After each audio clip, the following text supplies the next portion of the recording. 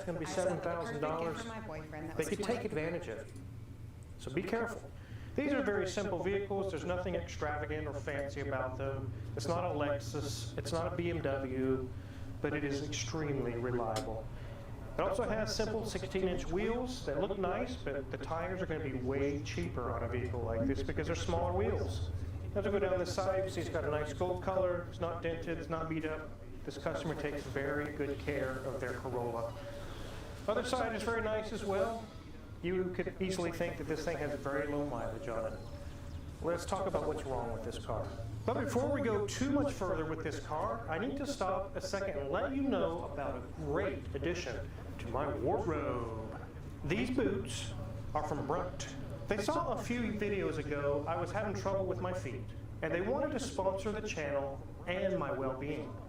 They sent me a pair of these great Ullman boots that fit like a glove, right out of the box.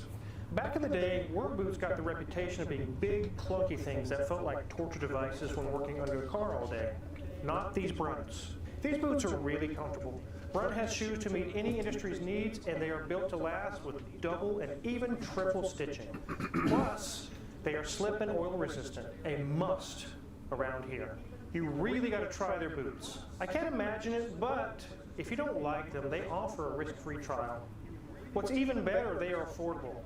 They're giving $10 off your first purchase today with a risk-free trial by going to bruntworkwear.com/carwizard10. That's bruntworkwear.com/carwizard10 and use code carwizard10. That link is in the description. Now back to this Corolla. Now what are the complaints with this car? Number one is they were having issues with their heater. They believe the heat would get a little cool at times. They were feeling like maybe the heater was weak. We had some colder days. Number two, he's feeling a pulsation or something when he's going over bumps or hitting the brakes. He was curious if the brakes might need to be serviced. And also it feels a little rough. He mentioned the right front or right rear. He feels some sort of something like a hopping or pulsation going on. And the next complaint he has was that it did stall on him and a check engine light did come on, but then it went immediately back off. And it seems to start and run fine now, no issues. Now I went and road tested this vehicle, and you really don't feel anything. And the heater seems to work fine, and I'll show you what we did to solve that. But when I started digging deep, you really start to see this guy is onto something. But before we dive into that, Mrs. Wizard will give you a tour of the interior. She's going to show you the actual HVAC controls. And that was one of the things that helped me rule out being a computer-operated system with electric actuators. Take it away, Mrs. Wizard. So I'm so glad you're with me today. This has 98,740 miles, and it currently is 67 degrees here in the shop. So, this car is barely broken in. I love the gauge cluster, super simple, just easy to read, and nothing crazy or complicated. Again, got lots of little lights flashing and whatnot, just to prove that they work. Going to turn off our key, save the guy's battery. And here we are at the dash. Everything is in really nice shape. No marks, no blemishes. We have a taupe section on the top with more of an ivory section down below. Because this does not have an analog clock like so many other cars do, this person has added one, and I really like that feature. It's nice to know what time it is without having to search and push buttons on the radio or anything like that, so nice. And we have two nice air fresheners in there, and it smells quite nice in here. As we move down, you'll see that we have very simple controls for our radio and our HVAC system. And we go ahead and try this out. You'll hear it. You can hear that blend door going, and also hear it here on the temperature. Yes, nothing digital there, it is all analog. And the power is off. You can see the radio is not powered. This is all being done without any power to it. As we move down, you see we've got a very easy gear selector, got little coins and whatnot. Ooh, I like your peppermint patties. But they are nice things stored in our cup holder. They do have a cute little cover for their armrest. The seats are an ivory cloth, and they're in really good shape. Usually the camera picks up on anything that's, marked or, torn or anything like that. The camera really picks it up, and so you're not seeing it, I'm not seeing it either. It's looking really good in here. As we go to the door card Everything's looking great, all one color with a little bit of carpet down there just to add some more protection when you're getting in and out of the car. So the customer believes in staying protected. We've got our cover for our windshield, we've got some tissues, we've got a mask, we've got a little bit of foam, an umbrella. He is well protected in this car. If you wanted to travel with somebody, he's the guy you want to go with. But back seat's looking really good, headliner in fabulous shape as well. And here we are at that steering wheel. Love the Toyota symbol in the center, and I love the lack of everything else. There's nothing else back here. There's no other buttons or anything behind there. It's just a simple steering wheel. I can see why this guy really likes this car and really wants to keep it in really good shape. So enough of this interior talk. Let's get under that hood and see what's going on. Here we are under the hood of this Corolla. And I mentioned that he's very sensitive to sound. You can see that he's put some sort of insulation to cover up some noises he's hearing. We also see on the bottom of the hood there's lots of sound absorbing kind of a Dynamat type material. You see around the battery and around the fuse box there's lots of foam stuffed in there. Nothing here is dangerous. It's not on the exhaust manifold. It's not going to catch fire.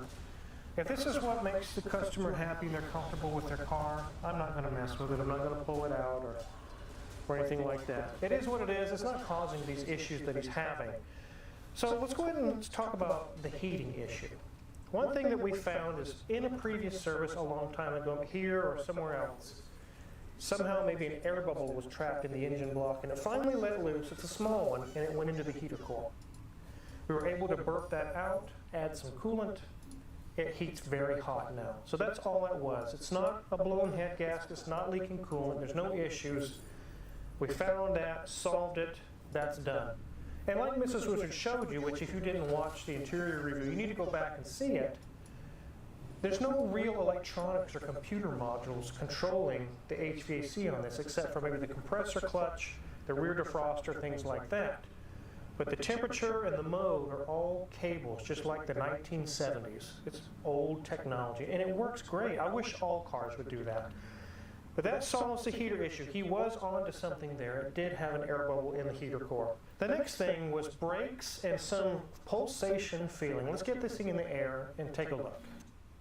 Good news. We have My Best Buy memberships for everyone. See how you can... So I mentioned in the past, Toyotas are the way to go for reliability, but their Corollas and Camrys are the best cars, the most well thought out, well designed cars on the planet for the price. Here we have a tow hook. It's perfectly placed if you get stuck. There's so many cheap priced cars out there, they would not even give you that option. They would say, screw you, you don't get that. But Toyota didn't. They added that on here. There's a lot of really cool features, but everything's simple. It's not complicated. It's not electromagnetic gizmo garbage stuff. It's just basic manual controls. Here we see no leaks going on. The transmission and the engine are dry on the oil pans. We see no radiator leaks or anything like that going on. Let's go ahead and check his brakes. He mentioned some issues with brakes. And they're about 20-30% remaining on the pads, but I do see this very deep ridge. I can feel it with my finger there. You can actually kind of see it right there. It's very deep.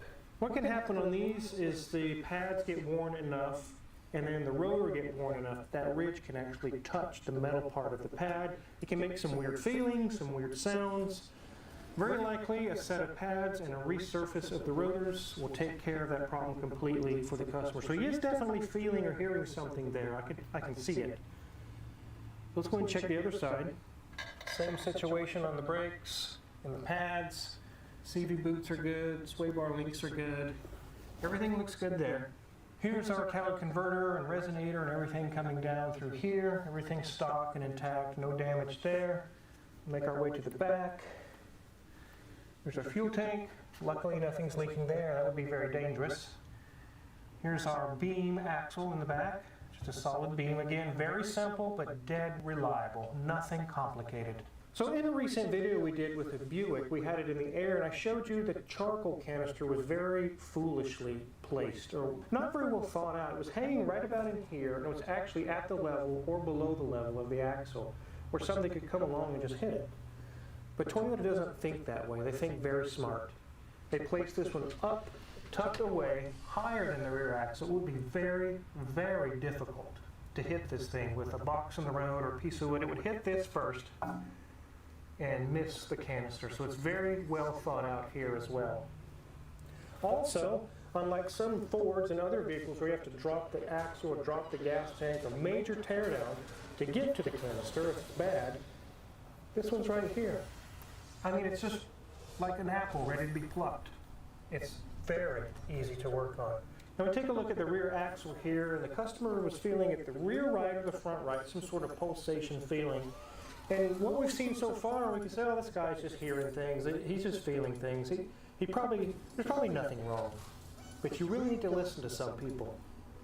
Here our shock or strut looks nice. It has drum brakes, again, very simple on these cars in the rear.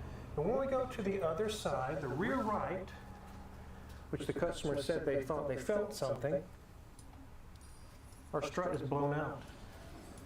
The oil, you can see the shiny oil up here, it's dripping all down this strut. It's collecting dirt even.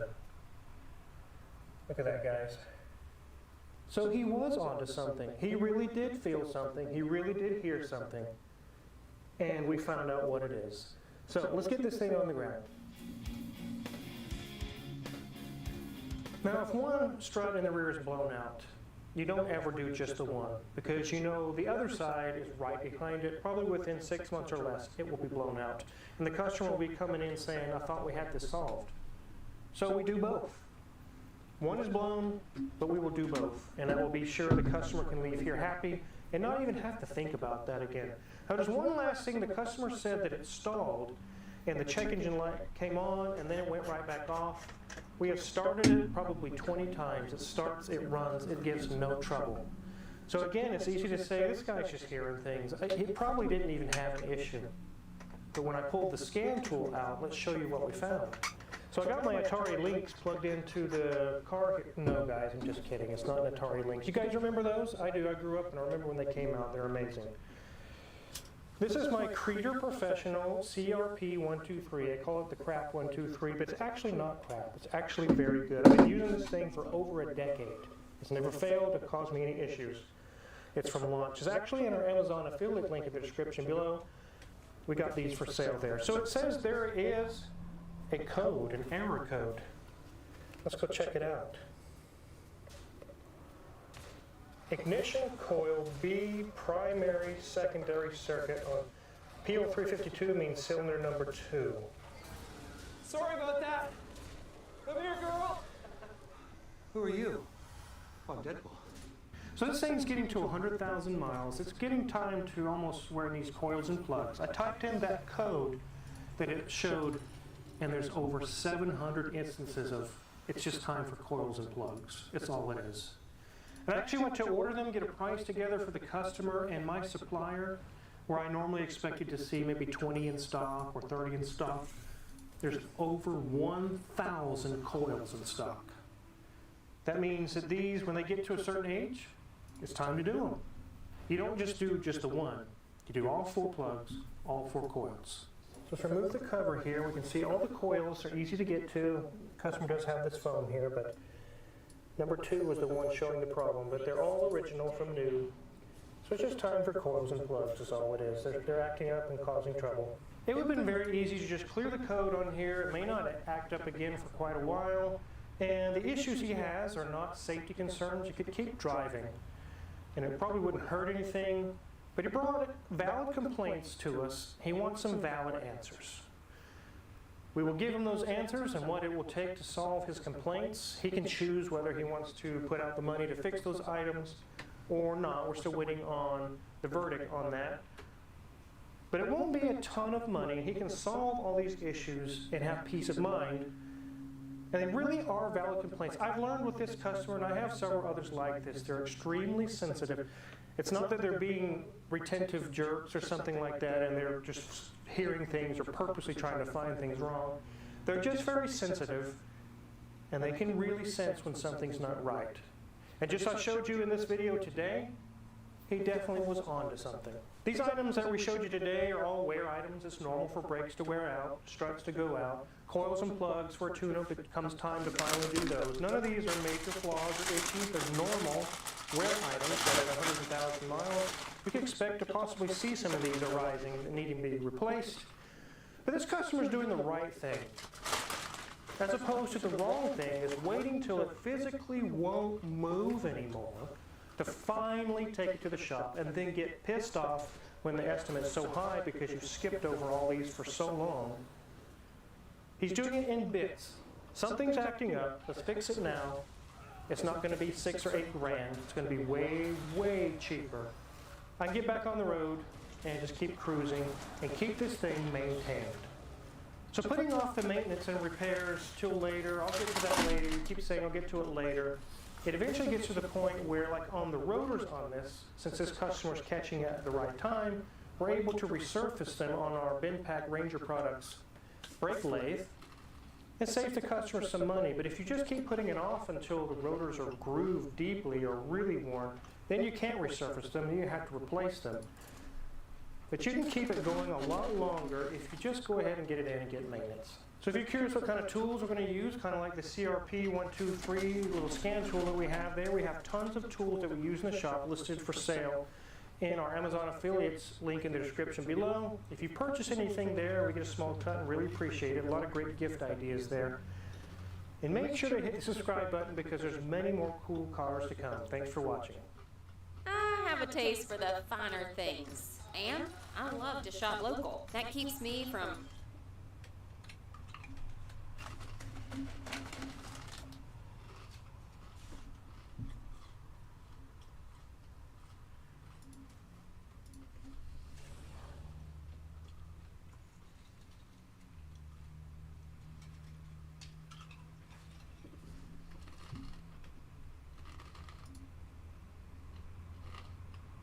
percent off at manscaped.com. Check it out. Shipping was free and they even sent me 2 free gifts, the upgraded Boxers 2.0 and the Shed 2.0 travel bag. It comes with the new Lawnmower 5.0 Ultra full body trimmer, which is waterproof and has skin-safe technology so you can get the perfect shave, even on his delicate areas. It has 2 interchangeable trimmer heads so you can trim with up to 7 guard lengths, or you can use the foil head for a smooth shave anywhere. It also has their ear and nose hair trimmer, a soothing post-shave gel, and deodorant for his downstairs. Shop now at manscaped.com.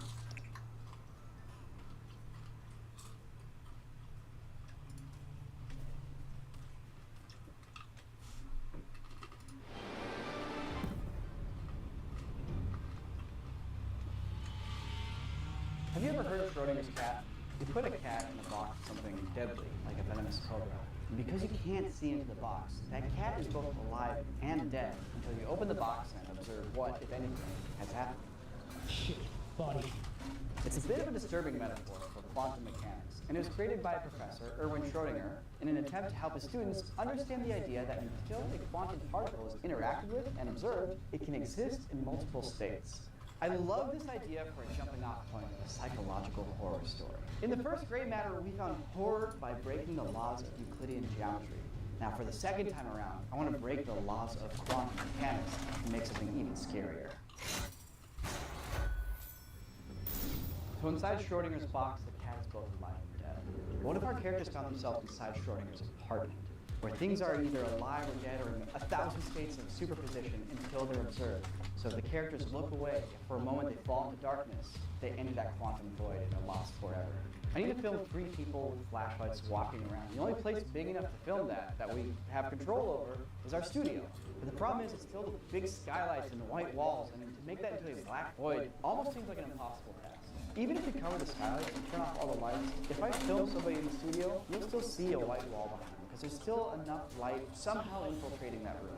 Thing is, buying professional film curtains is pretty expensive beyond the means of our budget here. But there's a certain kind of fabric that we can get. Fabric that has flocking, basically where they pull up little threads. And that flocking really absorbs light. It makes the fabric not shiny at all. And we happen to be right next to the fabric district, which is like a world-famous textile wholesale area in Los Angeles where all the fabric comes in from overseas and you can go to get everything at wholesale prices. So JC is going to go down there and find some really good black fabric that we can make our own curtains with.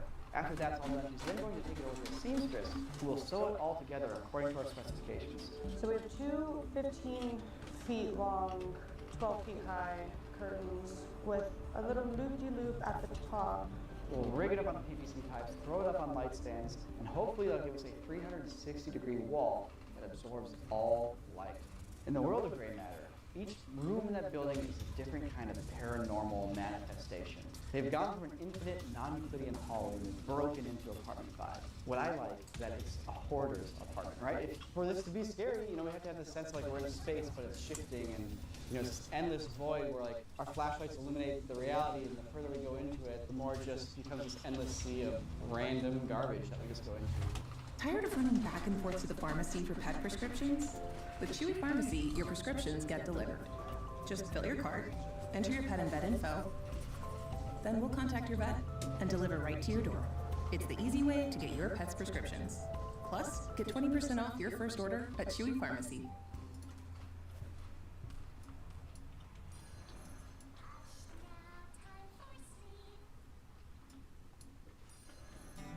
Healthcare.gov has plans for health because you have plans for life. All plans cover doctor visits and emergency care to keep you and your family running strong. All plans cover hospital stays and prescriptions to give you peace of mind. 4 out of 5 customers can find a health plan for $10 or less per month with financial help. Visit healthcare.gov to explore plans from the brands you know. New law, lower prices. Healthcare.gov is here for you. Enroll by December 15.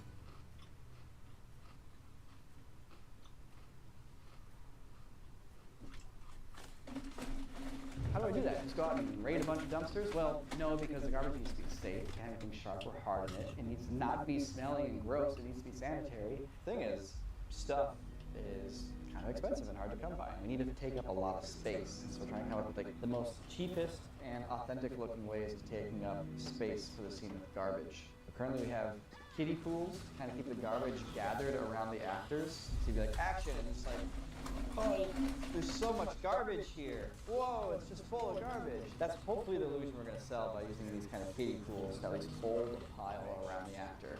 Everybody here at Corridor is annoyed with me right now because they have to wade through garbage in Studio 4. You've probably seen visual effects artists react episodes to the piles of garbage in the background. Stuffed it in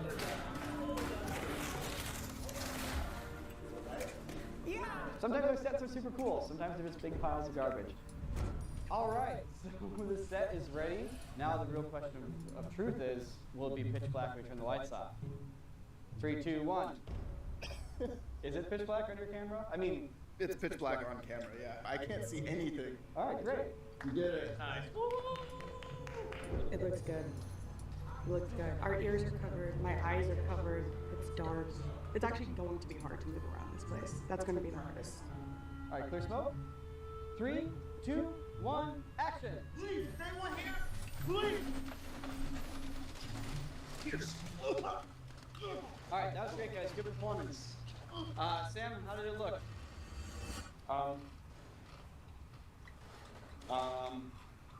See, we're looking at a pretty intense cinematography problem right now. We have characters wearing black costumes against a black backdrop lit with only their flashlights. Basically, it's a recipe to get nothing on camera. So Sam had the idea to film all the characters from a raised perspective, which means if we can art direct our garbage to kind of be white in bright color, that paper cups, styrofoam containers, we'll be able to frame our characters against it and have them stand out. Looking at the footage, it worked out pretty great. You can see the characters pretty well. The flashlights are working fantastically for lighting things. The high angles are working great. A little bit of smoke is also working wonderfully for keeping things compelling and interesting. I mean, look, the black curtain works great. The mediums, the closes. Those are only half the shots, though. Some wide-angle shots. The one big point of criticism that I keep getting is that it's feeling constrained. So yeah, it's a little constrained there, you know? I mean, our studio is only so big. Let's be honest, this video requires an unrealistic amount of garbage. Even the widest of angles we got still wasn't enough trash. No, you're right. There's no real wide shots. We have ways we can do set expansions.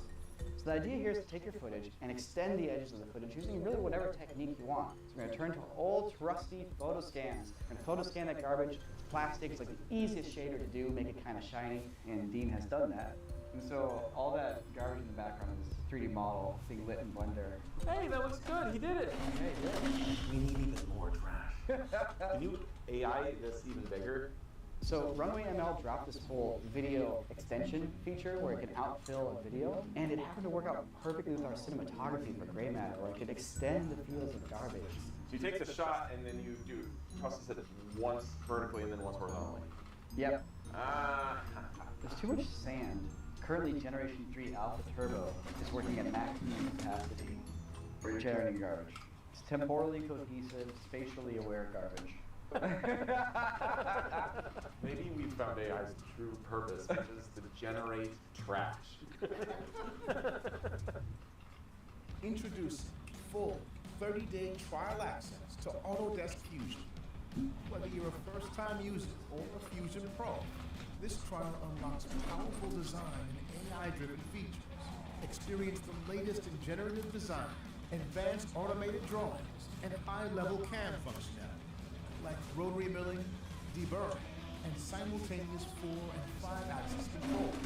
Plus, get access to Fusion's extensions, all included in this all-in-one trial. Fusion is so much more than just a cloud CAD software. Start your free trial today and see what's possible.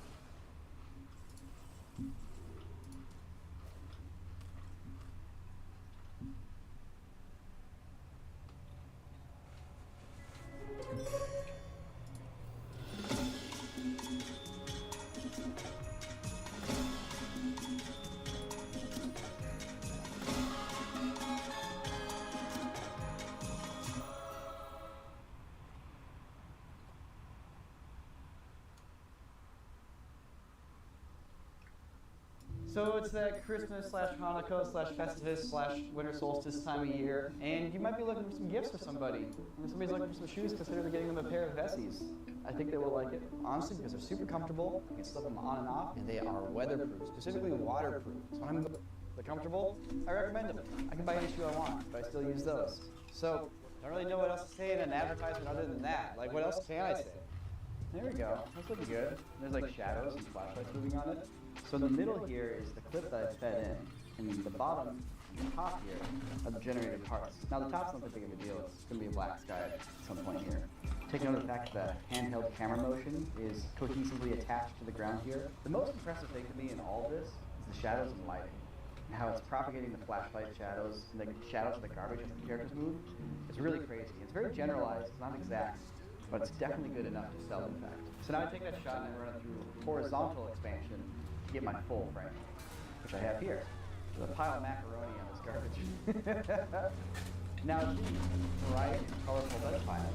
This is where the compositing and visual effects part comes into play. Here's my original shot. Here's my hyper-expanded shot. I want to keep the center of this video clip the high-quality master footage, full res, all that good stuff. So I'm going to cut that out and put it right over that AI-generated outfill edge. So I have my high-quality video in the center and a little bit of that extension around the edges. This AI stuff is basically just another asset. It's like going and buying a bullet hit asset or buying a 3D asset from a 3D store. It's just another element that you as an artist still need to take and incorporate it into your visions. CGI is great for a lot of things. Practical is great for a lot of things. Same stuff goes for, AI-generated things, and AI carries so much baggage over those two words, two letters, and they're used interchangeably for like a billion different things. So it's kind of a tired thing at this point. In this case, I'm repeating some visual patterns at the edge of the frame. Yeah, there you go. That's all, generated edges right there, including the lens flare. Sick. The one thing that's worth pointing out that is pretty cool is watch the left here at the flashlight when D is moving his gun around, and the shadow there. That's all just dynamically being generated based on the video. That's crazy. This is the trashiest AI-generated shot I've ever seen. Congrats. Thank you. Those are the kids.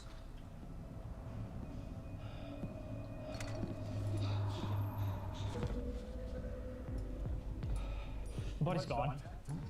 All right, the monster. The most important thing of any horror piece. Here's my idea. It's a quantum zombie, Schrodinger's zombie here. Every time you fire a gun, the muzzle flash lights up the space. You can see that monster for that one fraction of a second, and it goes dark. And every time you flash your light again, it's closer and closer and closer. So how am I going to do this? Well, remember that muzzle flash simulator light that I built? It was for this project. Nico did all this work to engineer this awesome muzzle flashlight, and now we get to put it in action in a real short film. I hope it works. Maybe a sensitive 25, 24.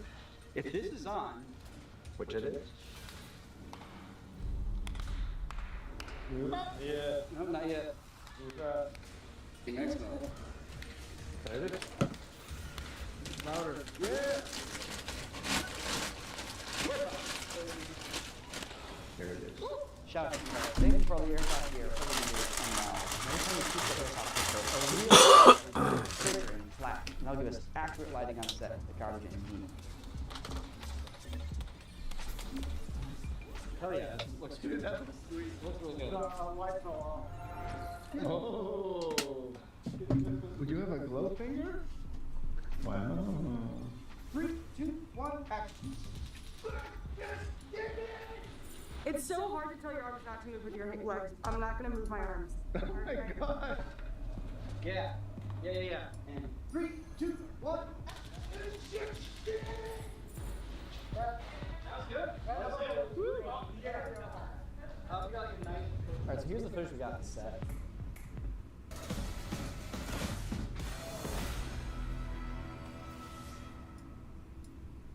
Zero accounting software helped put me on the right path. It's easy to find your numbers all in one place and get a clearer financial picture. So find the power in your numbers and open the right doors with Zero. And you know, the muzzle flash light worked like a freaking champ. Never missed a shot, nice illumination, and it felt great on set. Shooting an airsoft gun and having the whole place flash.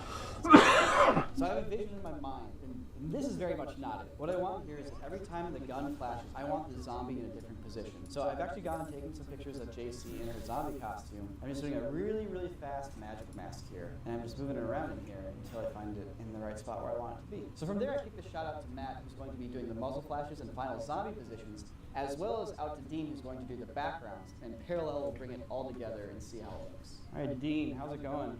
So you came up with a strategy to give us shape-shifting apartment backgrounds that I'm going to model 20 of them. How did you do that? We have really basic geometry in here of this apartment with some trash on the ground.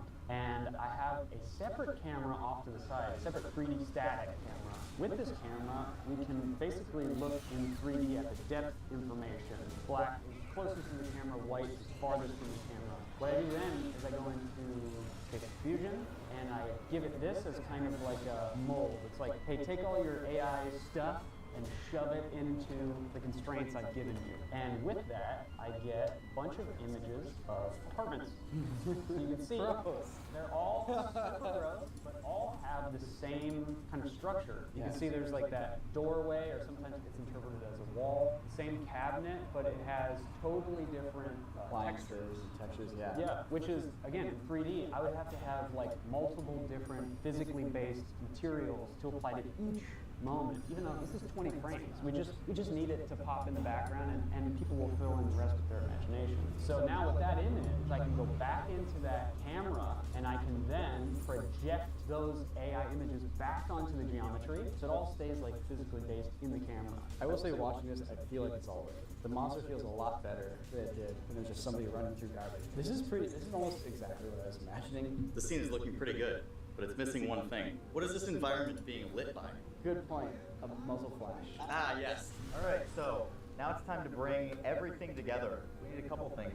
We need a zombie, of course, and then we need muzzle flashes. And the important thing with these zombie plates, when you put them in there, is that the lighting angle matches. As we can see, there's a muzzle flash right here to the right, and we have a plate that we really specifically put to this left side and angled the light from right to left so that we get the right kind of catch light on it. And then you just do that like 20 more times, and you got yourself a zombie jumping around in space and time. You just go poop, poop. This is a Schrodinger's cat video after all, so I figured I had to sneak in a little bit of cat in the shot. So we'll bring all that together with some big muzzle flashes and visual effects. And yeah, they're looking pretty good. I'm going to adjust them a little more still. They got some sparks. This is a great shot. Heck yeah. This is pretty good. Heck yeah.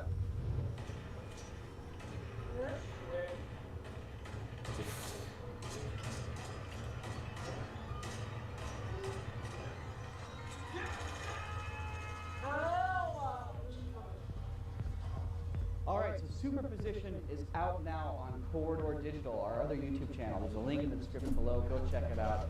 I would love to know what you thought. We worked really hard on it here at Corridor. So take a look. Tell me what you think. Tell me what you want to see in the third episode.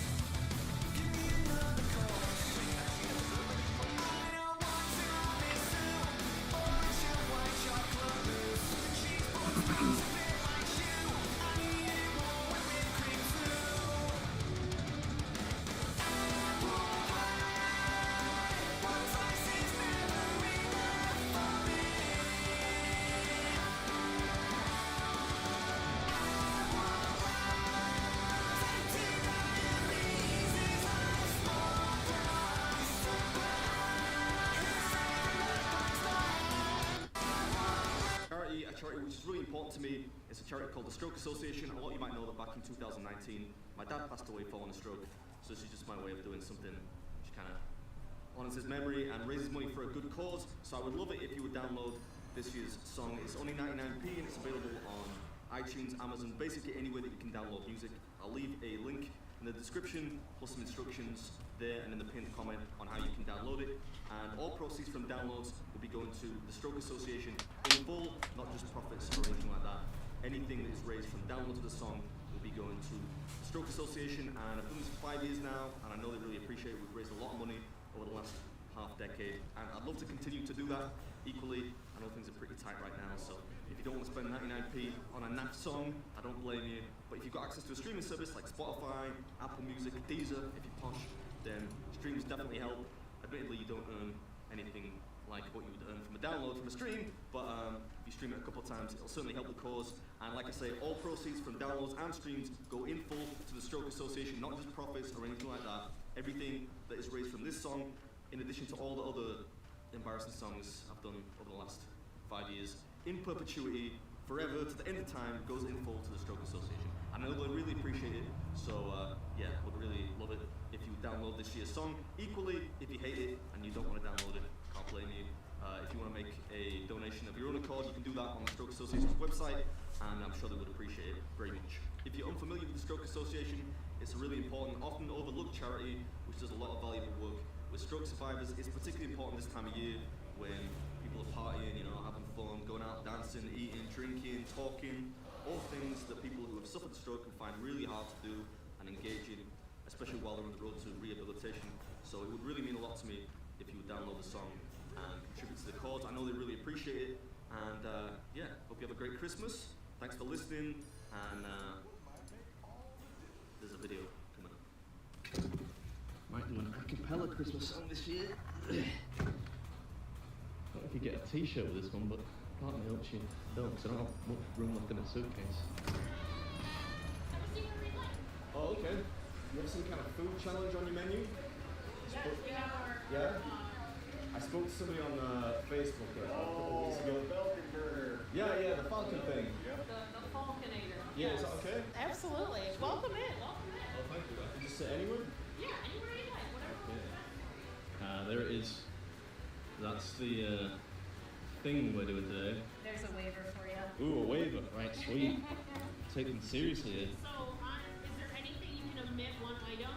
Is there anything you want to admit? It can't be the buns or Omit. You can omit one item. So like tomatoes, lettuce. No, I think I'll take everything. It seems like cheating to omit something, yeah. I No. didn't want your eggs done on it. Okay. Which way would you get it done? If you I would do over easy, so that's where the yolk is kind of runny. slightly running. Yeah. Alright, let's do it over easy then. If I do it, I get to put on the. Oh, there's like a board over there. Yeah. Get your favorite on the board. Any condiments that you would like, other than ketchup and mustard. Any condiments? Does that kind of delicious biscuit gravy, sausage gravy count as a condiment? Yeah, Could I get like a side of that? I love that stuff. You want sausage in it or no sausage in it? I probably should say space right. No, it's not just the white gravy stuff. Yeah. I just don't know what you call it. I thought it was called sausage gravy. Oh, it is. Oh, it is? Yeah, you got it right.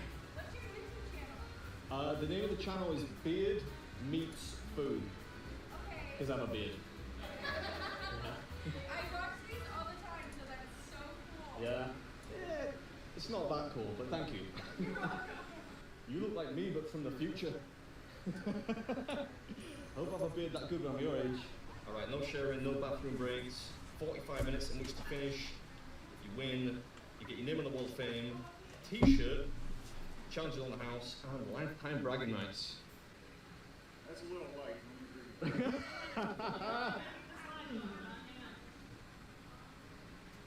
Oh, there's more inside. Yeah? I mean, it looks big enough, you know. Definitely. Challenge. I don't know where you're gonna sit.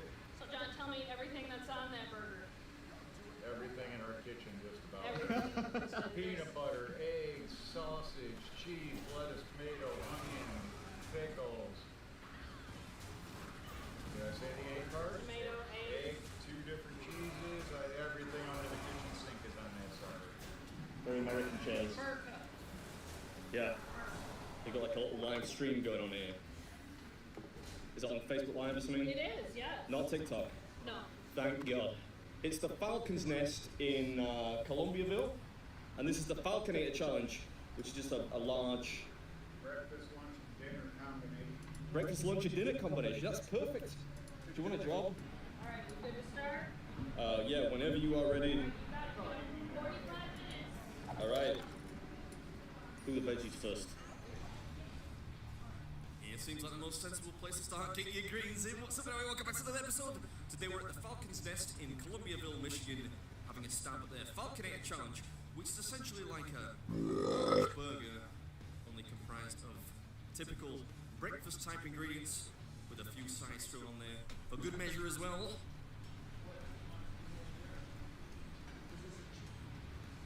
It's okay, you can talk.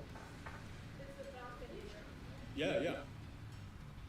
This guy was nice. You can't see it, but he looked mortified when he realised I was recording. If you ever walk in on me doing this, talk as much as you like. That's what makes it fun. This is really delicious. So far, very yummy. Yeah, this one tastes unreal. The peanut butter's a bit of a curveball considering all the other ingredients on there, but it hits the spot. You doing all right? Do you think I'm doing all right? I'm doing fine so far. This is prestigious. I've never been live streamed before. We do it so people don't cheat. People don't cheat. Yeah. Yeah, you want to watch those British people.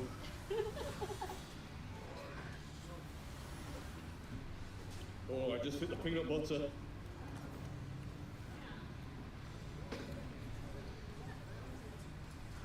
That's the first and only, luckily. Yeah, good one. You get 45 minutes in which to finish this one, and if you can, not only is it free, but there's another t-shirt for grabs too. If you're watching this, I really apologize. Normally I edit out a lot of the really messy parts.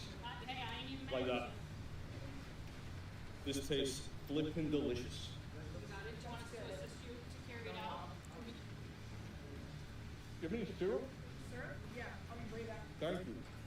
Yeah, so we've done with the majority of the fillings at this point. Only starch remains. Lots of it. So the sporadically present tactician in me thought the syrup might help it all taste a bit more interesting. These folks are still enjoying the show, seemingly. And very supportive they were too. I should say a big thank you in case they're watching us right now out there somewhere. Onion rings next. These onion rings have been on the performance enhancers. They're big. Yeah, not off. These onion rings were like 90% batter, 10% onion, I think. How am I doing? You're on stage. Do you have any root beer? Do you have root beer? Oh, yeah. Can I get a root beer, please? Do you like ice or no? No ice is fine. Thank you. Have you seen the videos before? Yes, I'm definitely going to get dessert. Thank you very much. I'll allow myself dessert if I break the record. 1937. Yeah, I like that. Incentivized dessert, crack the record, and we can have some. And we got, what, about 10 minutes to lick the channel? I'm sick of forming food into balls. I've done that too much in this trip. An unavoidable necessity, I'm afraid, when it comes to efficiency. I think the crisps are up next. Or chips, as they call them out here. The gravy was a great move. Tactically speaking, very proud of myself. You know how long I've been going? The record's 1937. The record? It is. Oh wow, you're gonna have the best record. You never know. Yeah, that's the one that's on our screen up here. Does that mean if I get the record, I get to go on the screen? Yes. Yeah? Yep, but you gotta get the food out of your beer first. I can't believe it. We gotta crack the fastest time now. The prestige of a spot on a rotating screensaver is at stake. Wouldn't want to miss out on that. Hope you enjoyed it. Catch you next week. I'm so sorry. You're trying to enjoy a nice, peaceful meal over there.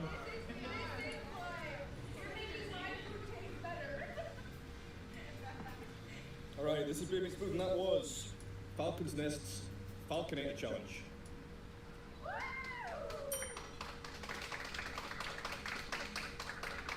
Thanks for the round of applause, guys. Thank you. Yeah.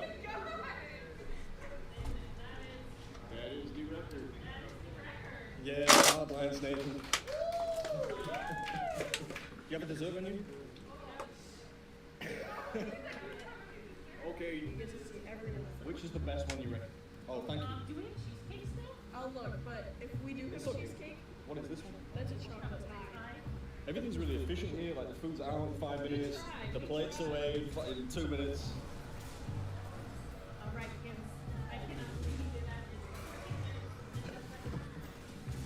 Tempted to try it in the gravy, but I won't.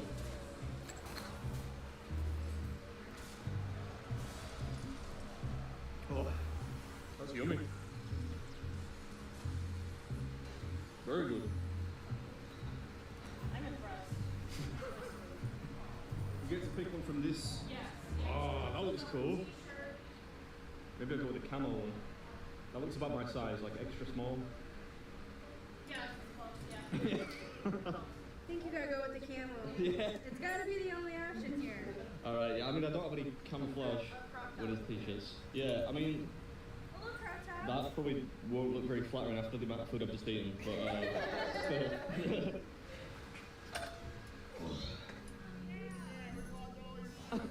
Thank you, man, thank you. I really appreciate it. Yeah. Well, you might be the most stylish couple I've ever seen. Look at that beard and a mohawk. Eric, nice to meet you. Misty, nice to meet you. Sorry, I smell. Is that cool? Yes, dude. thank you so much. Hell So yeah. awesome. You should get in there and give it a try if you haven't already. Oh, God, no. Yeah, thank you. Thanks, guys.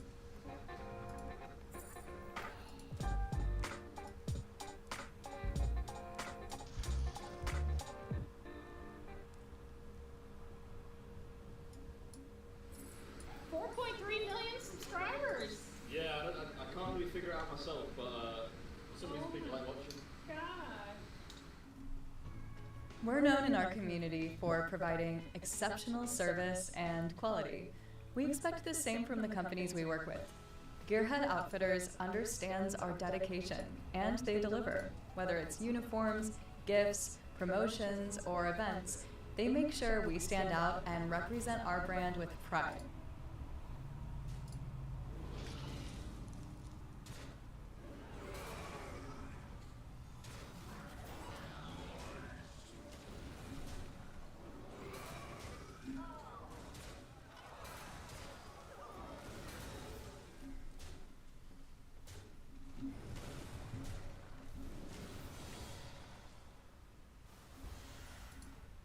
Hey, what's up? Welcome to the podcast. My voice is kind of gone right now. We did a lot of yelling yesterday, and I think that is partially why my voice is gone. Nico, why did we do a bunch of yelling yesterday? We had the Smash tournament. And okay, so which is the best. Yeah, the 2024 annual Smash tournament. Than the NBA Finals, a bigger event than the Super Bowl. Those events don't even compare. They're like they're like flatlined on this logarithmic Are you scale. guys opening with this with the intention of revealing the winner? So that's kind of what I actually wanted to ask. Do we spoil this? Is this a spoiler stream for the Smash tournament? Because I think everyone watching won't really want to be spoiled on that. Yeah, I don't think you really want to spoil that. Yeah, we don't need to say who the winner is. We can still talk about it. I'm down for that. We can talk about that. No, All I'm going to say is that I did really well. No. Oh, so well that you no. That's funny. No secrets. I guess that's as much as we can talk about. That's it. That's it. Watch the number of people actually like tuning in actually drop to half. Just Yeah, in That's case. it. No. Well, yeah, we had the Smash tournament yesterday. It'll probably be up on the Node channel in like a couple weeks, probably. Did D say when he was going to get that up? He said sometime It's before Christmas. Christmas. It's the Christmas video now for Node. It's Alright, the Smash alright. tournament. Yeah. Mics are pretty quiet though. Michaels are pretty quiet. Yeah, I played again as Bowser. Yep. I changed it up this time.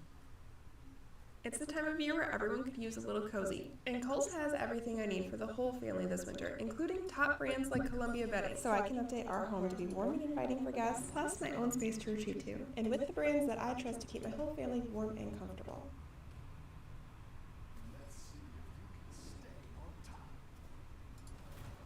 Wait, you did? Yeah, I did not play Ganondorf. Wait, who'd you play? You don't remember who I played? No, I'm blanking right now. I do. I'm sure I do, but I'm blanking right now. Whoa. That's right. I did know that. I did know that. Yeah.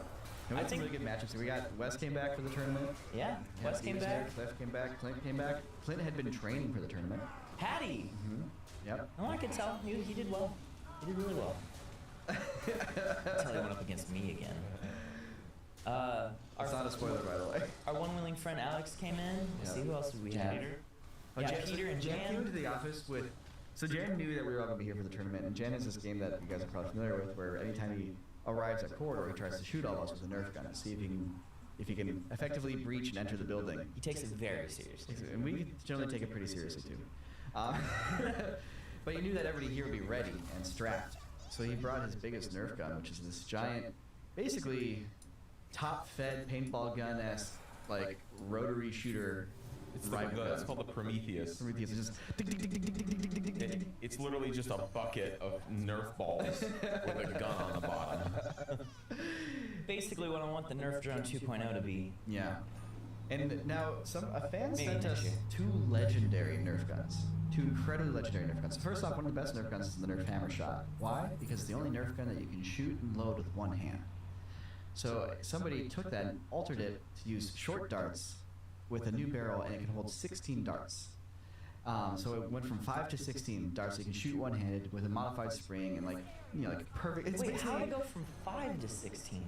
Because they took 5 and they turned it into 8 by expanding where the darts can sit, and they're double stacked because they're half darts, and they're designed in a way so that when you shoot the double stack, the first dart shoots out, and the second dart moves up into position, ready to be shot out next. Which I'm very surprised actually works as well as it does. I am too, because it shoots better than a regular. Now the guy who sent it to us, was that his design? I can't remember. Yeah, he actually designed it, and it's like basically a hammer shot Nerf blaster, but the barrel is a 3D printed PETG print. And I guess he just got the tolerances so flawlessly good that there's just enough pressure to shoot the first one out, or the front one, and the second one behind it gets into position without actually going too far or not far enough. It's crazy. It's the non-California legal Nerf pistol. Yeah. But I had that on me. You know, I saw one of our legendary guns here. I had it on me, waiting for Jan. Of course, he comes to the door, just starts firing. Starts dropping those Nerf balls. We all duck for cover. We start shooting back at him, and it's just one of those things where nothing hits him. The darts go right by him, and he just starts like suppressing people with his Prometheus Nerf gun. The thing is, it's also so inaccurate that it generally doesn't. As long as you're behind cover, it can't hit you. So it feels like a video game. You're behind cover, and there's hundreds of bullets bouncing around you, but none of them are actually hitting you. But Jan proceeded to eliminate everybody one by one on the bottom floor, eventually getting me as well. And So then I showed up right after him, so I opened the door to see Jan's back.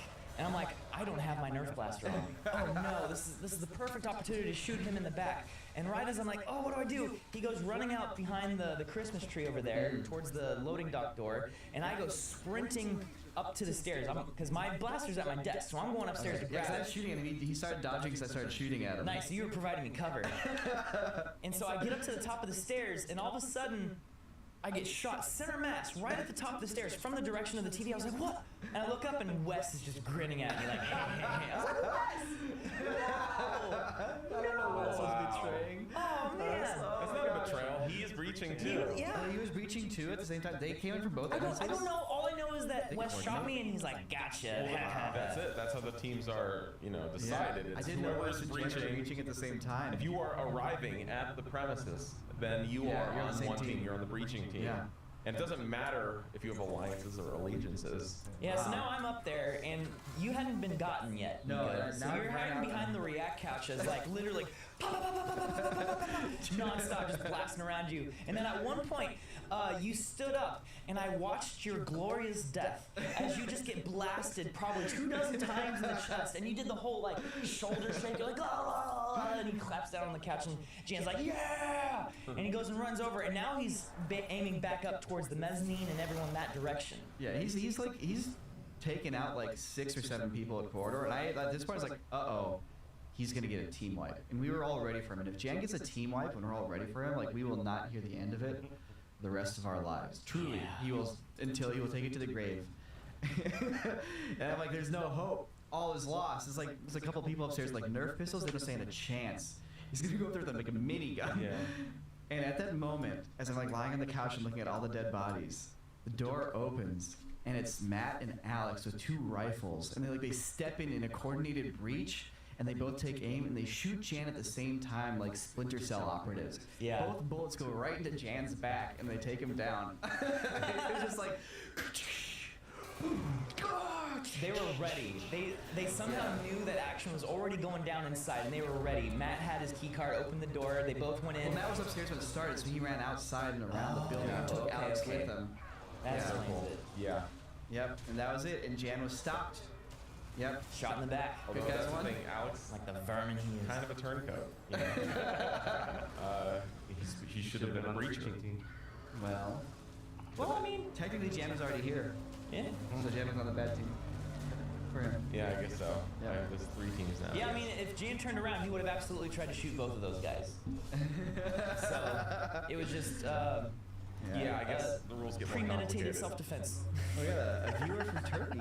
Oh, sorry, from Hungary Premeditated self-defense. on the stream. Takuros, very cool. Hi, Takuros. Yeah.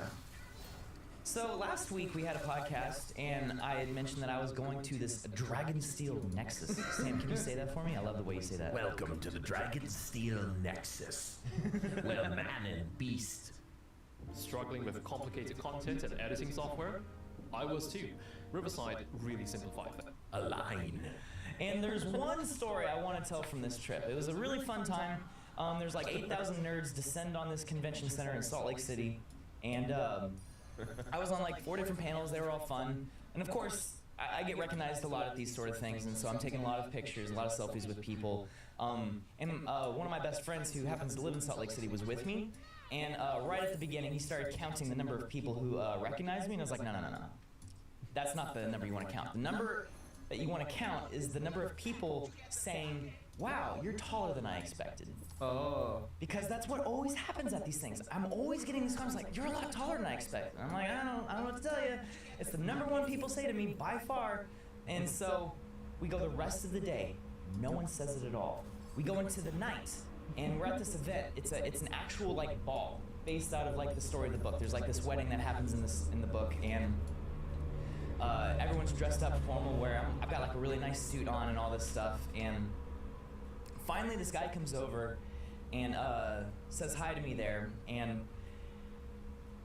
he starts talking, and he's like, they're like, it's so weird seeing you guys in real life. It's like a surreal thing. And I'm like, yeah. And he's like, I'm also just so used to just assuming everyone is like my height when I see them online, but when I meet them in real life, they're not the same height as me. And that's delusional, because I am 7'2".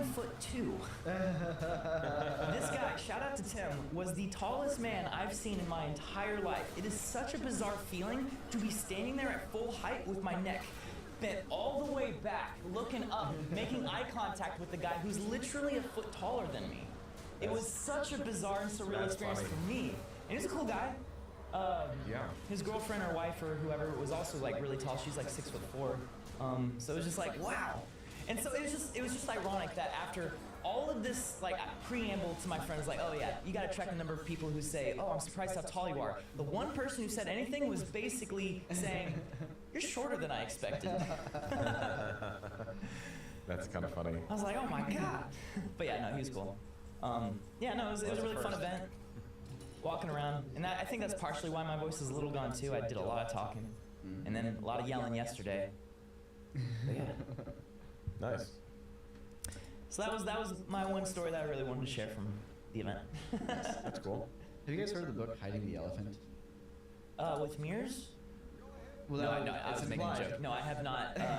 Is it a magic book? Yes, it's about like the turn of the century magic, like Houdini and like the people that came before him that kind of inspired him, and like. I think I've heard of this book. Yeah, it's really good actually. The whole time I was reading it, I couldn't help but feel the analogs to like VFX YouTubers.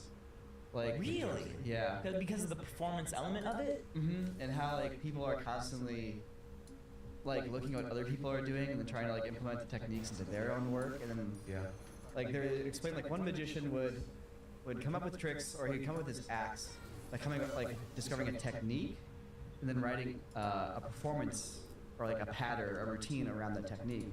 Whereas another magician wanted to basically tell a cool story, and then he'd use whatever effect he needed to do that cool story, regardless if it was fancy or not fancy. It might be a simple, like, you know, magic trick, you know, gag, or it might be a really fancy custom-built gag. It didn't matter. It's whatever they needed to be dramatic for the moment. And it was weird being like, oh yeah, that's how we come up with videos. Where it's like, sometimes it's like, oh yeah, we came up with a cool effect. Let's come up with a cool storyline around it, and then try to package it and sell it to as many people online as we can, which is effectively vaudeville, modern vaudeville, right? Like, because they would have these music halls, they'd go around and do these little acts, which would basically be like, you have your thumbnail title clickbait to get people into these places to get a buck to go see this act. Like, sawing a woman in half, or like, the floating head. You know, that's your classic clickbait thumbnail from like 1910. Okay, yeah. Houdini's going to make an elephant disappear. And it's like a bunch of like guys in top hats going, oh! My neighbor's going by me like, I don't want to see that. This is clickbait. View bait, ticket bait. Yeah. Bait. That's funny. It's like where our monocles are popping off. That's the thumbnail. Yeah. And then the older magicians were like, that's not how you do magic. Magic's all about telling a crazy story about human spirituality or love and loss and death. And they use like mirrors to make a ghost, you know? And the younger crowd's like, stop gatekeeping magic. Yeah. Seriously. The future is now, old man. Yep. And they'd constantly be like, I don't know, Houdini had this really weird thing where he's constantly trying to like expose magicians. Really? Yeah, he's like, this guy's a fraud. He never came up with any of his tricks, and he stole all his tricks from this guy. Or, yeah, it's kind of weird. Wow, I didn't He know. did like this really weird. Was he like spiteful? Was he just like bitter? I think so. I think he wanted to be like #1 so badly that he was just like spiteful towards everybody else. Unless like he like. Cause he went from like this like admiring these like guys that inspired him to become magicians. Like he wanted to be #1. So once he got up there, he started spiting all of them because he didn't want them to be better than him. It was weird.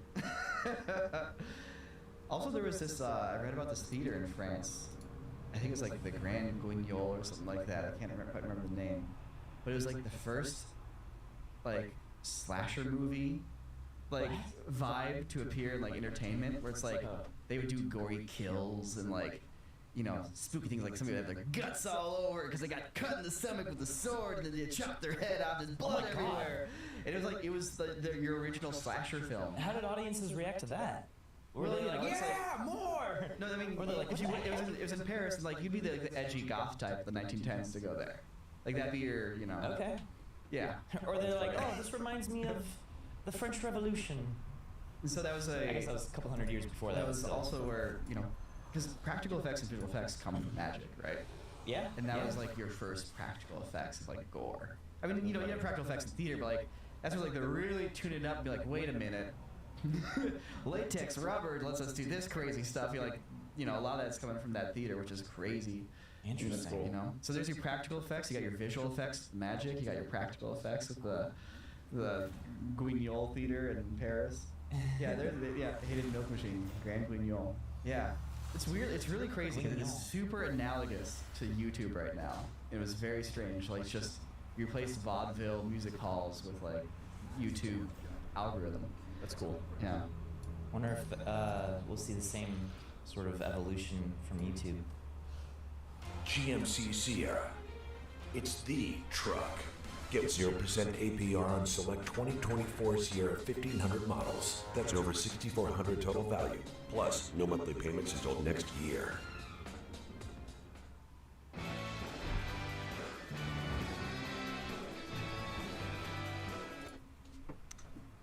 Like from like movies in the 1910s to modern day Hollywood. Oh yeah, things will change. YouTube now to whatever it will be in 80 years. Yeah, some things change, but also some things don't change. You know. Yeah. That's cool. That's super cool. So Sam, you're all finished with Big Mario, Big Luigi. Dude, Big Mario. Big Luigi. Yeah, I had to switch the title because I mean Luigi's in the thumbnail, and you know Luigi's a hot name these days. So I was like, yeah, why not commit? Hopefully it gets more eyeballs. Oh boy! Wait, hold up! You changed the name to Big Luigi? Well, you know what? Like, I got a little carried away. Should have changed the name to Big Luigi's Mansion. I can call it. Right now, it's sitting at Luigi the Titan, because everyone's been commenting about how it reminded them of Attack on Titan. Yeah. And so I was just that's like, fair. look, Luigi's in the thumbnail.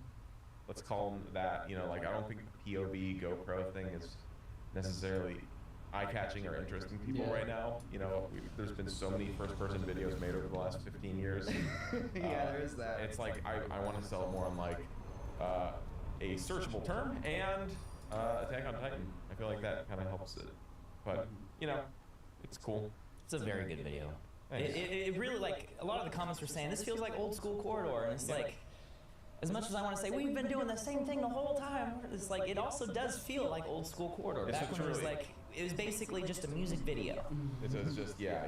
It's like, hey, I have this cool new VFX technique or this new type of technology that can enable this new thing, and it's like, all right, we make a video around it, but there's not really any dialogue, just some fun music and some fun visuals. Yeah, totally. Super fun to make. I'm really happy with it.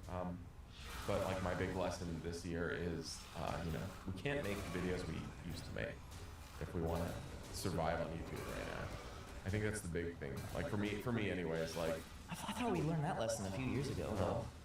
Well, I don't know. I mean, like, 2019 was a bonkers year for the Corridor channel. You know, like everything, we're releasing stuff every 1 to 2 months. I mean, we also had 2 Bosstown videos, The majority at of least those a couple, videos like 1 or 2 Crimtech videos was 2019. The majority of those videos are like over 20 million, some are at 50, some are at 100. You know, it's like, it's crazy. That is insane. It's crazy. And obviously we stopped making videos in 2020 because everyone was afraid of catching COVID. No, we had the Domino video. That technically In the middle of COVID. Right. But, you know, that was like basically it after that point, it felt like. And then it basically turned into like all the mashup videos, which some of those did very well too. Yeah. But unfortunately, the mashup videos Willy kind of Wonka, like, Rated R, I feel like it like messed with that pattern a little bit of like what we were creating previously, because that's a very different style of video. That's, you know, it's a clip show. Everyone's going to edit a little bit, and it's never going to be, you know, it only lives.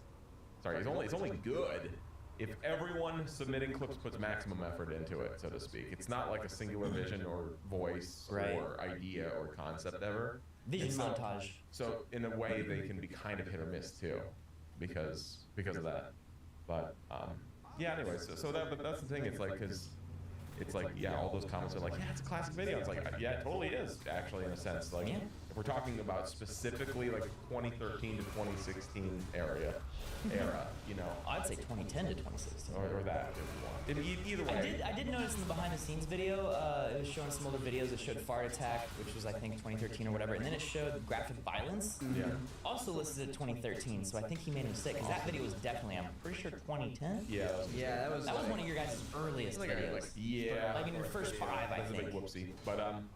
But yeah, that's the thing. It's like I'm sitting here going like, man, like this stuff is still so sick, and like it's a cool video, and I'm really happy everyone really enjoyed it. But it's like, from like you know, I don't know, getting out there perspective, it's, you know, not like, you know, the React show is better like than like what this is getting right now. So yeah, but who cares?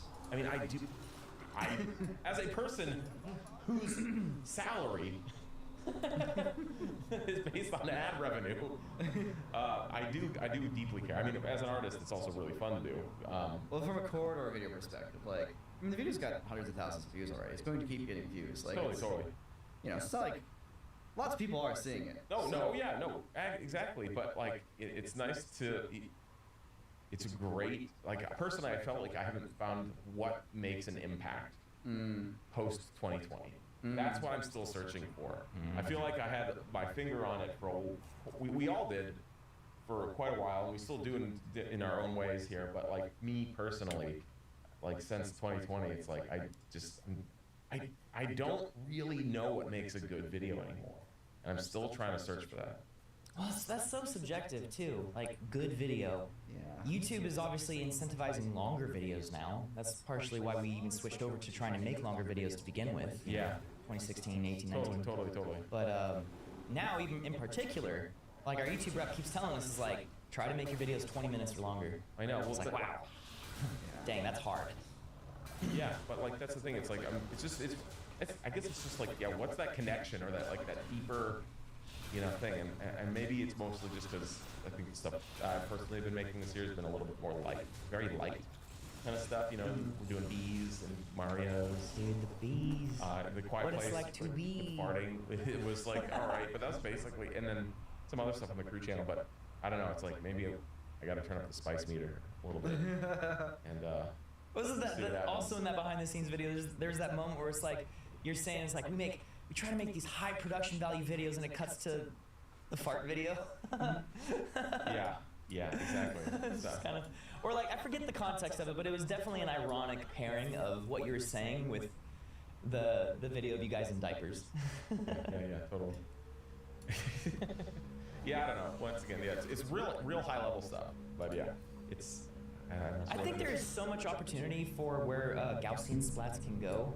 Yeah. And I honestly strongly believe the Mario video you just finished is like probably the best example of utilizing splats in a creative way. Probably, yeah. At least in an extensive short film sort of way. Well, I was jogging the other day and I was thinking like, what else can you do with it? And I was thinking like making a flying tutorial would be a good video where it's like flying tutorial. It's like, hey guys, had another one of those dreams where I was flying again. I think I cracked it in real life. Let me show you guys how to fly. Here, so puts the camera on the head. So you don't want to have your feet on. You don't want to have your eyes on your feet. You want to be looking ahead.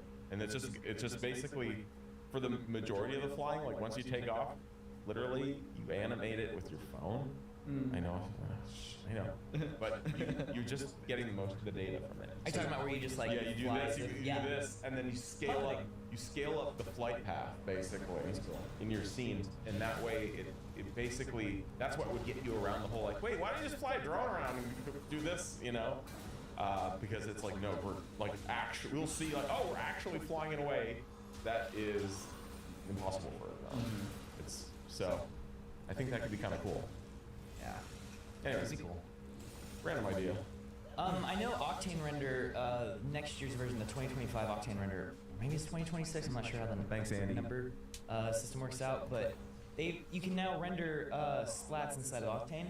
Yeah. But what I don't know is whether or not those splats are volumetric in the way that it will influence lighting and shadows on any scene or anything you render inside of it. Because that's what I really want. It's like, it makes sense. It's like if you have a splat and you have all of like the direction dependent reflections, you should be able to infer the lighting of that environment more than just like an HDRI, which everything is just infinitely far away. It's like you have a sphere that's just like at infinity away, and those pixels are influencing what that color of light should be. But when you have proximity-based lighting, which is what I usually try to do because it looks more realistic, it's like basically projecting an HDRI onto geometry or just getting a 3D scan of a scene and then having the texture of that emit light. It's a hard thing to kind of balance because then you end up getting rid of some shading and whatnot, but you get really, really good reflections and distance-dependent reflections. Like if you have a car, for instance, or like some sort of really shiny object that's sitting on the ground. If it's an HDRI, the ground is going to look as far away from that shiny object as the sky or the trees in the distance. But if you have it like in 3D space, the ground is going to appear much larger in those reflections because it's right next to the object.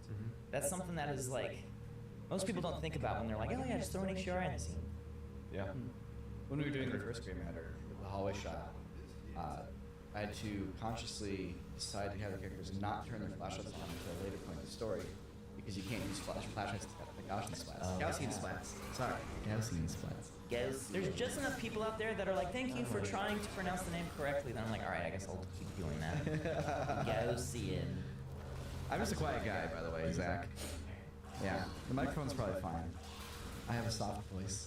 Yeah, I think your ears are a little low. I'm joking. Yeah. Zach, you have great ears. Yeah, that'd be cool. Yeah, but we don't like Gaussian splats would be cool. Gaussian splats. Gray Matter 2 is almost done. It's going to be called Superposition because that's what the chat / Shazam suggested last week. So, Superposition is almost done. Sweet. Yeah. You're not going to call it Gray Matter 2 : superposition? Putting a 2 on the end of something is a great way to make sure it gets only 60% of the views the first one gets. I don't disagree with that. Yeah. Nice. Unless it's so popular that is the driving force. Yeah. Primtech 2. Although, did we even call it Primtech 2? No, it's primitive technology, and then what it, then subject. Yeah. Yeah. I remember. What if, have we ever discussed like going back and trying to make another Bosstown video or another Primtech video? I think it's a perfect time to do it with Elon Musk's Tesla bots that are going to be part of the Department of Government Efficiency. Wait, what? I haven't heard this. This is the video. I see. So that maybe this is a good sign. A billionaire actually replacing live people with his AI robots. We're actually replacing, literally replacing jobs with literal robots. And I feel like there's something in there. Yeah. There's something in there somewhere. Not quite sure where. Not sure what it is. Because the thing that made the first Boston Dynamics video work so well was the simple idea that people are abusing robots and you feel bad for them. Yeah. That is like the main thing. Yeah. And then the second one was like, but what if we gave them guns? Yeah. I mean, there's perhaps more there, but it's always tough because like, there's also like the novelty of like, oh, people haven't done CG robots like this yet. Like they haven't done the style, they haven't, it's like, you know. Like the truth it's is, like the cinema world wasn't aware of Boston Dynamics by the time. yeah, I don't even know if like no one was really truly aware of it in this sense. Yeah. I mean, it's also a thing too, it's like, it'd be fun to go back and make them, but realistically, like, you know, this is even the problem I fall into like the Mario video too. It's like we did it, you know. and Yeah. since we did it, everyone else is now aware of it and has done it in their own sense. There's other parody videos now. Yeah, I've Like, seen a it's- lot of the Tesla bot videos over the last Yeah, couple years. like that we created a small, like a subgenre of YouTube basically, and other people have ran with it. It's been years. So There's yeah. literally a video that someone sent me like in the last couple days where it's like Kim Kardashian walking around a mall or something like that, and there's a couple Tesla bots just following her around holding shopping bags and stuff like that. And everyone's like, is this real? I was like, no, you're stupid. Well, okay, so then maybe this is a good time to do it. I mean, but yeah, my point is that like there's a lot of people doing these the Tesla bot in real life type things because it's not really that hard of an It's effect not that to hard, do. but I think it's a If good you know time to 3D, do it because of like, just like because of how political it now is. I think that's the best part about it, where you can like, it's not just like, oh, it's a Tesla bot. It's like, ha ha, it's a Tesla bot.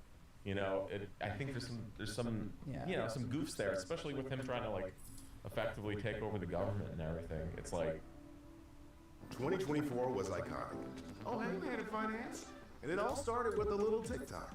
Your small businesses thrive. Now local spots on every corner are booming. Because one little TikTok can spark a really big impact. At what point does a salad become a salad? Is it when you add fried chicken, wontons, citrus vinaigrette? Or is it when you top it all with an egg roll? Clearly the egg roll. The Zaxby's Sensation Salad. Zaxby's. I think there's a challenging thing about making those kind of videos for Corridor, in that like in this day and age, the VFX can't take a long time. It can't like your video's not special because it has visual effects in it anymore. Exactly. Yeah. Like it's the idea that's special. Like, oh, I can't believe they did that. You know, it's like that's what makes it special. Yeah, totally. So if it's like, wow, the craftsmanship, that must have taken you months. Well, like the that don't baseline get is, views anymore. the thing is, but that's the thing. The baseline is it has to look really good. Yeah. That's the thing. It's like, okay, obviously, if we were to do another video, we would make it look really good and spend a lot of work doing that. Cool. So but it that would have to look better than what we've done in the past. Because I think what we did in the past is already solid. I mean, I agree. I don't even think it has to. It's just conceptually, it has to push the limits further. Yeah. You know, we're talking like, yeah, I'm not gonna let me say that.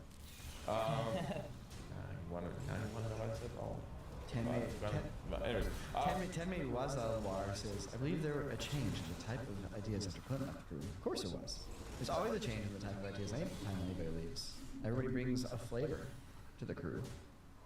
But, you know. Yeah. Plus, also, we just kind of change year to year in general. So it's Yeah. like, We want to do the same thing 15 years in a row. Also, if you don't evolve, everybody else can leave you behind. Your art will get stale. You always gotta change. I mean, I'm still really happy about the friggin' Gallium Terminator video. Like, actually doing the liquid Terminator effect practically was something I've been thinking about doing for 2 years. Finally did it. Someone was asking why not just 3D print the mold itself rather than having to go through the whole process of doing the silicone stuff? And it's like, because 3D prints aren't flexible, and if you're gonna cast something, you gotta be able to get the thing out of the mold, and it's gotta be flexible. You can of course try to do like a 2-part mold, and that can give you a little bit more leeway, but it still has to be flexible enough to actually pull the thing out of.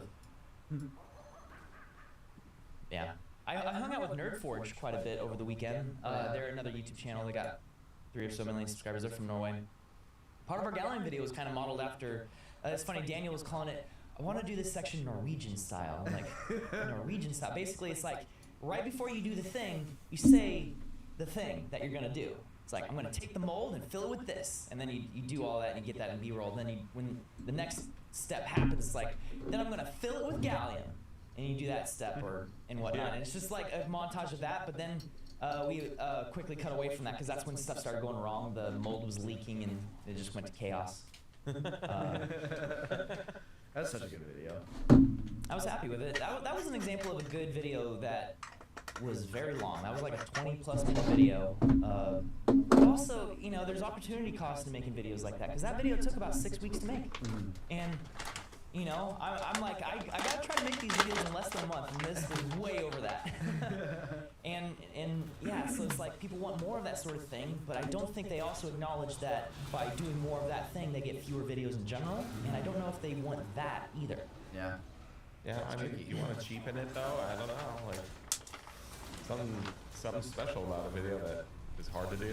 Sure, no, absolutely, and that's why I think we just continued with the idea. It's like, yeah, we knew going into this video was going to be hard. There's going to be a lot of trial and error and things just not working, and just going to need more time to get it done. But at the same time, there's not a correlation between how hard a video is to make and how many views it will get. We learned that a long time ago whenever you made Real GTA. Yep. Sam basically did the entire video by himself in a single week, and it was the most viewed video on the channel ever. Got like 4 million views in the first day. Yeah. It made like 30 different news articles. I remember making a montage of like screenshots of all the news articles that like reported on it. That's stressful. We were in the news. Our video was that viral. Yeah. That was 2015. Yeah, meanwhile, like that was the thing. That was the very beginning of the era of like GoPros on gimbals. Like GoPro gimbals had just come out. I had gotten one. It was super cool. And we filmed Mario Skate. It was a really perfect use of a GoPro on a gimbal, but that video also took me like 5 or 6 weeks to make. And in that time, we also made Real GTA, and it came out before Mario Skate did. So yeah, I'm just like, you know, it's about whether or not the video is good, not how hard the video is to make. At the end of the day, no one cares how hard it is, just whether or not it's good. And part of the equation of whether or not it's good is if they can tell whether or not you care and if you're trying hard on it. But it's not the end all be all. Dude, it's just like those magicians, man. Trying to come up with the best trick, coming up with a new combination of mirrors, makes them disappear in a way that somebody's never seen before. The other guy's like, no, I just get in a box and escape it. And people think it's really cool. It's just about how you sell it. Daniel and I are planning a new video in the new year that I hope will be relatively interesting. It'll also be kind of a departure for Daniel's and I partnership on these videos because this is a video he is passionate about and he really wants to lead. But Daniel also refuses to ever be on camera anywhere. So he's gonna be leaning on me to host the video, but it's like his passion project. So I'm like, okay, basically it's a stop motion 3D printed video, which we don't exactly know how it's gonna work out yet, but he's very passionate about it, so it'll probably end up happening. Basically just like, imagine every frame of a stop motion thing is a new 3D print. Yeah, that's really cool. That's great. So it's gonna be a lot of 3D printing, a lot of 3D printing. A lot of filament. Yeah. You keep them small? Oh yeah, relatively small, probably just like, 4 to 6 inches tall or so. And there'll probably be some degree of like recycling a lot of these things, shredding them up and making new filament with. We're probably giving them to someone. Are you gonna previs the whole thing though? Probably some sort of if you're gonna have all the models. Yeah, no, like obviously you gotta make the whole thing. You can make, you can just digitally do the whole video first and make sure it looks perfect. Yeah. And then print them out and and on top of that, he had an idea of like, what if we actually take all of these 3D printed pieces and I sign them and we bring them to open source next year and give them away to all the fans who say hi. That's a cool idea for video. You guys should think about doing like run cycles or things that can loop within the video, so that way you're not just like making every frame unique. Yeah. And I have no idea what the concept is, but I'm just saying like. Well, that's part of the R&D Daniel's currently working on. He's also trying to figure out if there's a way where we can separate like my feet from my legs, from my torso and arms from my head, so we can print those pieces individually, so you don't have to reprint the same head every single time. And so you have like one head that actually lasts throughout like the course of several seconds, because it's just me like doing this, and you're only replacing like the torso and whatnot. So something along the lines of that. Yeah, we'll see. Because and people have kind of done this before. People have done like 3D printing or stop motion things before. So the question is, how do we do this in a unique way that What if you motion captured? That's part of what we're going to try to do. So it's like maybe motion capture some motion and transfer that to the 3D model, and then you break that into individual frames. Dude, holy shit. Wait a second, that's fucking crazy. Motion capturing somebody. Wear a mocap suit. And then basically just do your animation.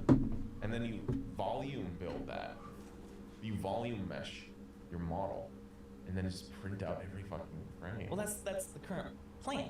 But that's what we're talking about, where it's like that's a lot of filament. So like once you get to that point, instead of like volume meshing it, it's like you have a rigged piece with multiple pieces on it already. No, then you're just trying to like make. Well, he also wants it to be multicolored, and multicolored prints are kind of a wasteful thing currently. So it's a bit of a thing of like, can we just print this piece as one color and then assemble it on the other piece that's one the color? thing. The moment you say assemble, you're like, now you're just doing traditional stop motion. You're building like a traditional armature with interchangeable modular pieces. You know, it's like that's how stop motion is done. So I feel like I think you got to figure out whether you want to have the niche be, okay, this is like a trick done specifically with printing or printing to get the animation, versus I'm just making a stop motion piece and I'm making modular stop motion characters. Because that's just like, now you're competing with Leica. Sure. Yeah. It'd be really cool to see stop motion like fluid sim or like a physics sim also. Yeah, that'd be sick. Yeah, that would be really cool. Like doing cubes falling and like printing out different, like figuring out how to connect them or whatever. And, like yeah, it could be a person trapped in a box and the water's filling up. That'd be cool. And it's a water sim with mocap, but it's all printed. Yeah, no, exactly. It's like, how can we leverage this to, like, what can 3D printing specifically do that no other medium can allow? And it's stuff like that, like actually having like a liquid sim, but it's like a solid piece flowing through. Maybe there's a moment where I'm like surfing on a wave or something like that. I think you just kind of commit to lots of filament. Work goes smoothly when you know the right steps. With Asana, you can coordinate tasks across teams and stay on track, so your team can spend more time celebrating wins. Try it for free at asana.com. Yeah, and it'll probably end up being another partnered video with Bamboo, and they've already said it's like, we'll get you all the filament you need. They've also got a brand new printer coming out early next year that'll probably help this a lot too, so we'll see how that goes. That's cool. But I guess I was gonna say, like, what makes the new printer so much better? I was like, probably can't talk about it. Well, I don't also really know anything about the new printer. There's like rumors it's gonna be a much larger print area, both like left and right and up. Another rumor is that it's gonna have multi-print heads. So like right now the problem is that like you have a single print head, but you can have 4 different filaments going through it.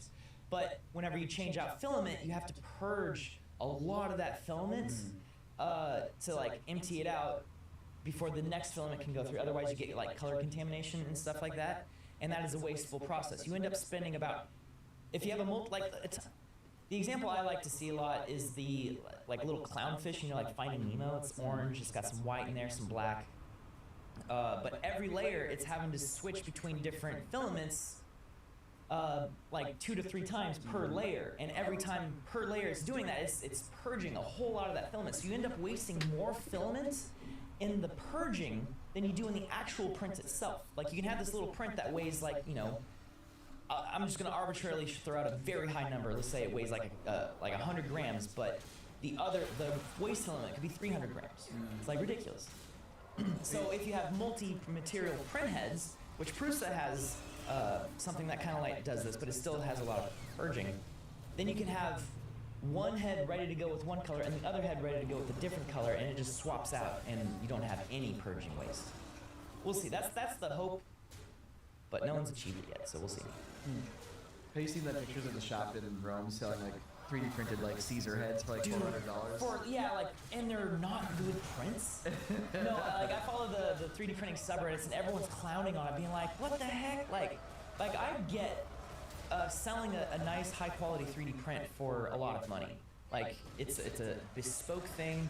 It can be very like at this Dragonsteel event, I saw a lot of like D&D dice towers that they're like this big and multi-materials in them. They're very nice, high quality. They're very specific to like this theme from a fantasy novel or something like that, and they're upwards of like $100 to $200. It's like, okay, that makes sense, even though it's maybe only like $10 worth of filament, but then factor in another 100 hours of print time and all the care. It's like all the time of like the artist actually going through and making it. You gotta account for all that. So I get it. But then you see all these prints at these gift shops, and it's like a single color print. The quality is bad. There's like all these weird like lines and glitches and print artifacts and all this stuff, and it's like, yeah, $350. Who in the right mind is buying that? That's when you're just like, dang. It's a scam at that point, I guess, yeah. Feels a little like a scam, but yeah, I've seen them. If people are buying that, is it? They're making the choice to buy the thing they're getting. They're getting exactly what they're paying for. It's not a scam, but it's definitely silly. Well, I guess so. It's just, I guess it depends on your perspective. Is it a scam? No, that's the wrong word. But if you're active in 3D printing already, then yes, it's a scam. Like it's like, you know what I'm saying? Yeah. It's kind of like it's like watching someone clearly buying a low quality item, a poor quality, poorly built item, when you know that it's like you're like, wow, I can't believe you're selling them. It's just kind of like how I feel about name brand clothing. Yeah, that's what I'm saying. When you know, it's like if I saw someone go to a store and pay $1,000 for like a Temu guitar, right? I would be able to tell. I know I can break this down for you. So it's the same thing, Yes, no, yeah, it's absolutely. like sure. Is it? But at the end of the day, is it ethical? Yeah, I don't know. No, kind of. No, kind of. Actually, no. Actually, no. There you go. No. Yeah, it's like the person buying it doesn't know any better, and that's Yeah, that's what it comes down to. If the person buying it doesn't know any better, that's true. Who takes advantage of someone's ignorance? It's like, well, but they willingly did it. It's like, yeah, but still. Yeah. Yeah, but if you're at the gift shop and you see the Leaning Tower of Pisa, and you're like, hey, that's pretty cool, and anyone else is like, yeah, that's a low quality 3D. You can get this way better, but they don't know any better, and they still think that's cool, and they're willing to throw $200 at this, 20-inch tall 3D printed Tower of Pisa. I mean, that's you're right, because then you go with even bigger, broader, like values in the eye of the beholder. Right. Yeah. Like, is it a scam to pay $400 for a bottle of alcohol at a club? Yeah. It's never been easier to start a podcast than with Riverside. First, go to riverside.fm and open an account. When you're ready to record, just hit record to capture high-quality audio and video, all from the comfort of, anywhere. Even if the only camera you have is on your phone, with Riverside, you'll still look like a pro. The equipment doesn't matter. You'll get a professional-looking podcast using anything you already have at home. When it comes to editing, it's truly idiot-proof. Even with zero experience, you can create content like an experienced editor using Riverside's AI tools and intuitive editing features. Get transcriptions automatically and use them to edit just like a doc, or use the chapter timeline, which makes it easier to skim and scan. Ready to share? It's okay if you don't have an audience yet. Everyone needs to start somewhere, and Riverside has the perfect tools to help you reach them, like live streaming or automated social clips using AI to create engagement on YouTube Shorts, TikTok, and Instagram Reels. Your podcast really is just a click away with Riverside. Try it now. It's free. Yeah, I'm not kidding, actually. But not if you're like dancing to like techno music, and then you're like, Because like I feel like in those I don't know, whatever you do situations, at a it's club. less about whether or not that bottle is worth $400, and more about the fact that people see you spending $400 on Right. something. It's like the big baller status, you know? It's like it could be a bottle of water, but the fact that you dropped $400 on something, like, ooh, who are you? You got money. I want to come say hi. You have an Xbox under that TV? You're self-scamming? Is that a PlayStation 4? Who's this hot How much shot was that? walking out of the gift shop with the Leaning Tower of Pisa? Like, ooh, I want to get with him. 3D printed dragon. Man. Yeah, baby, this Hot shots walking out there with $1,000 dice tower. That's it. Man, I'll take the Coliseum Dice Tower, the Leaning Tower Pisa Dice Tower, please. Man. That's funny. Dude, That's funny. quick pivot though. I've been playing Half-Life Alyx on Quest 3, and it has been incredible. And it's because we talked about this on a recent podcast. We're like, isn't VR kind of plateauing? Like, what are some good games? And like Half-Life Alyx, and you're like, exactly. That game's 4 years old. And it's like, yeah, but it is so good. It's so good.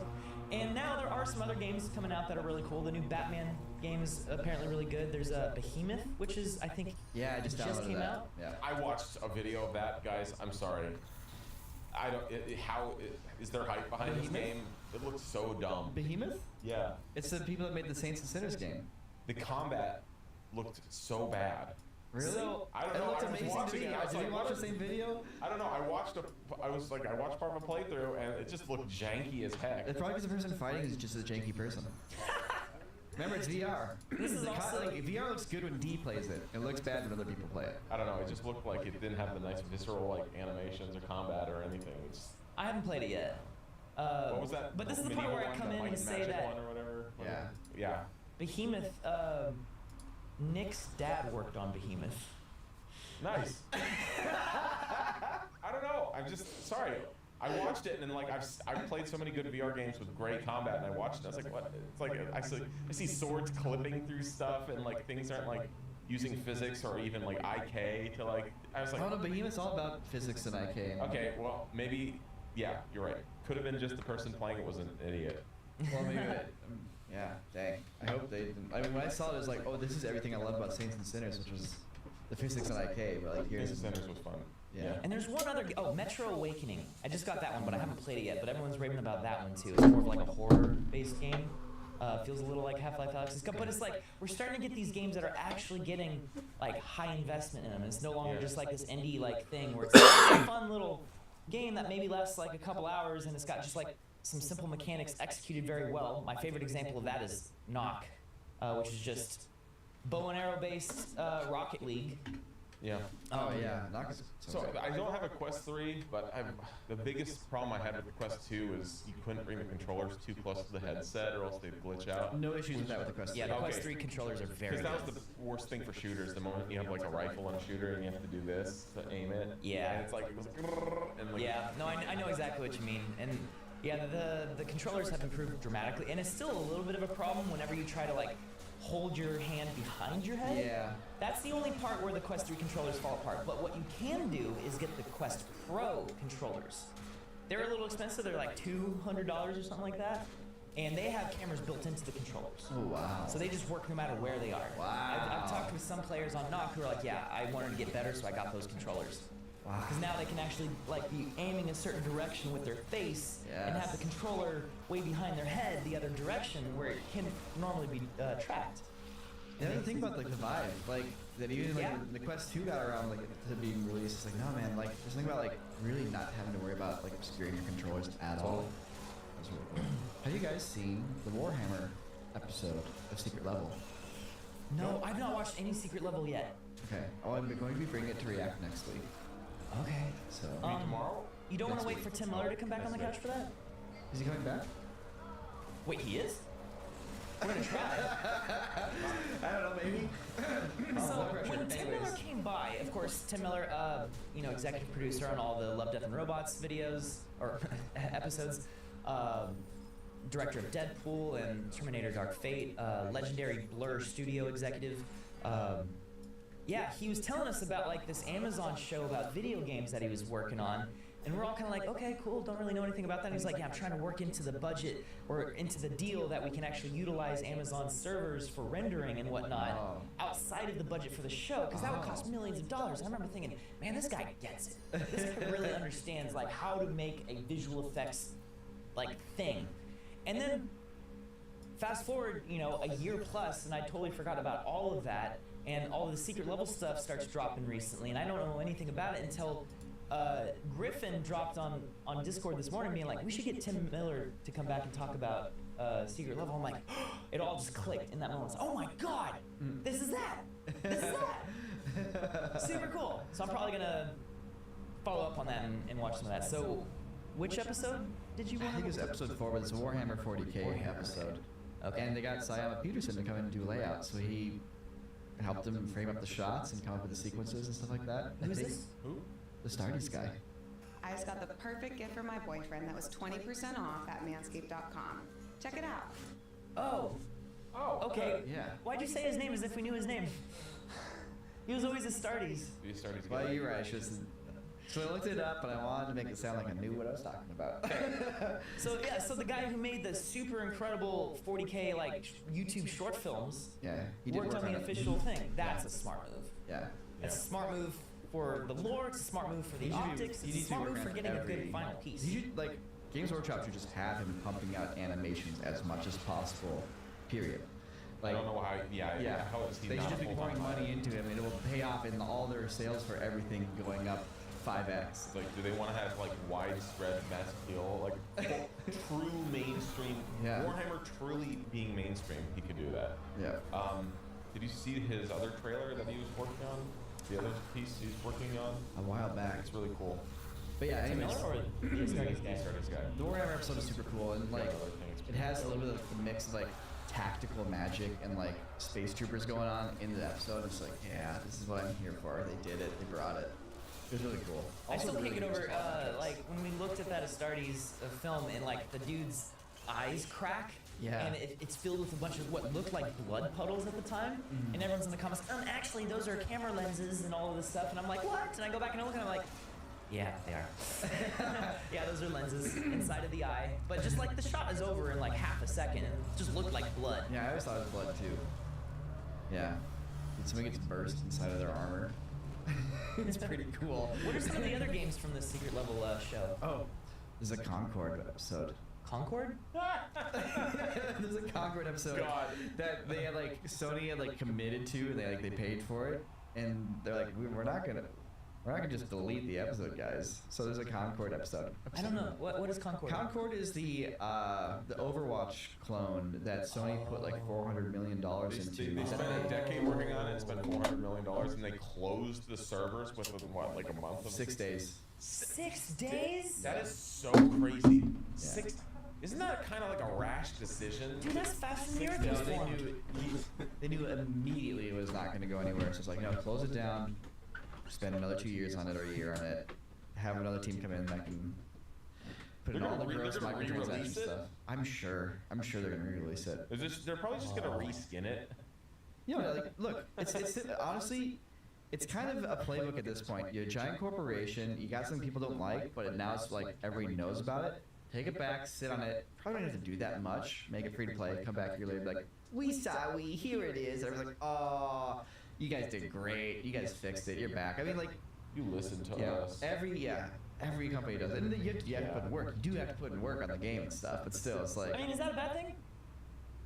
I mean, a lot of times I don't feel like there's actually any real material change with these games. It's the same underlying core game at the end of the day.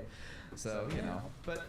I think it's just the whims of the public. Like, everyone's like, we're angry, and then you disappear for a while, and you come back, and everyone's like, okay, it was actually better than I thought it was. You know, everybody just likes to hogpile on things. Yeah. What are some of the other games in the show, though? I'm like very curious. I could look this up, but like, there's a couple of obscure ones. There's a Pac-Man episode. Okay. Hey, someone in the chat, lay out all the games. Yeah. Oh, there's a Dungeons and Dragons episode, I guess. I'm so wary of, I'm very careful about watching D&D content. Why is that? Because I don't want it to ruin Dungeons and Dragons for me. Like, I enjoy playing Dungeons and Dragons, but like, there's definitely an aspect of like the community in D&D that like I do not like, and if it gets too much ingrained with my experience of D&D, it'll taint my experience of D&D. Yeah, it's like I like playing games with my friends and not like it's like yeah, you know what I'm saying? It's like D&D isn't it's the eye of the beholder thing too. It's like D&D is only cool if you enjoy playing it with certain specific people. It's not like you suddenly are like, oh woohoo, everything about it is cool. I like the lore. I love Neverwinter and the lore of the Sword Coast. It's like, hey, and also let's somehow boil down the jokes of 1,000 different friend groups and try and make a mono joke that everyone thinks is funny now. Yeah, I think I just say it's like it's the Funko Pop side of D&D that I don't Funko like. Pop The, like the side. brand God. identification of like, I love Dungeons and Dragons because I'm a nerd. What happened? Oh. Sorry everyone. What happened? I love like we're talking about D&D and ripping on it, and then we look over and we're just like, oh no! What happened?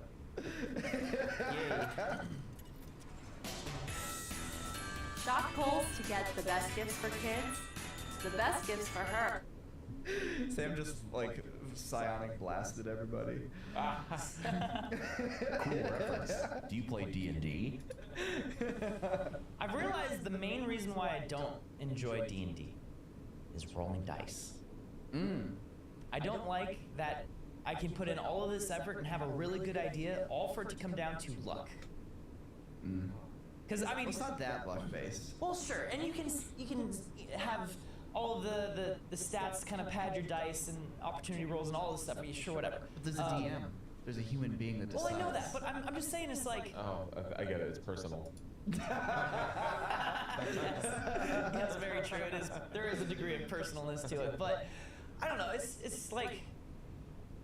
My favorite thing about D&D is the lateral thinking, like the creative problem solving, that we can all just agree that this is how we get out of this situation, and this is how we can move through this, and it's all like a story that's being built. I love that about D&D, but then when it comes down to it, it's like, okay, I'm going to do my attack, and I roll a dice, and it's just going to be whatever luck has. That's why I don't gamble. I don't like gambling, because I don't like the element of luck. I like skill-based stuff.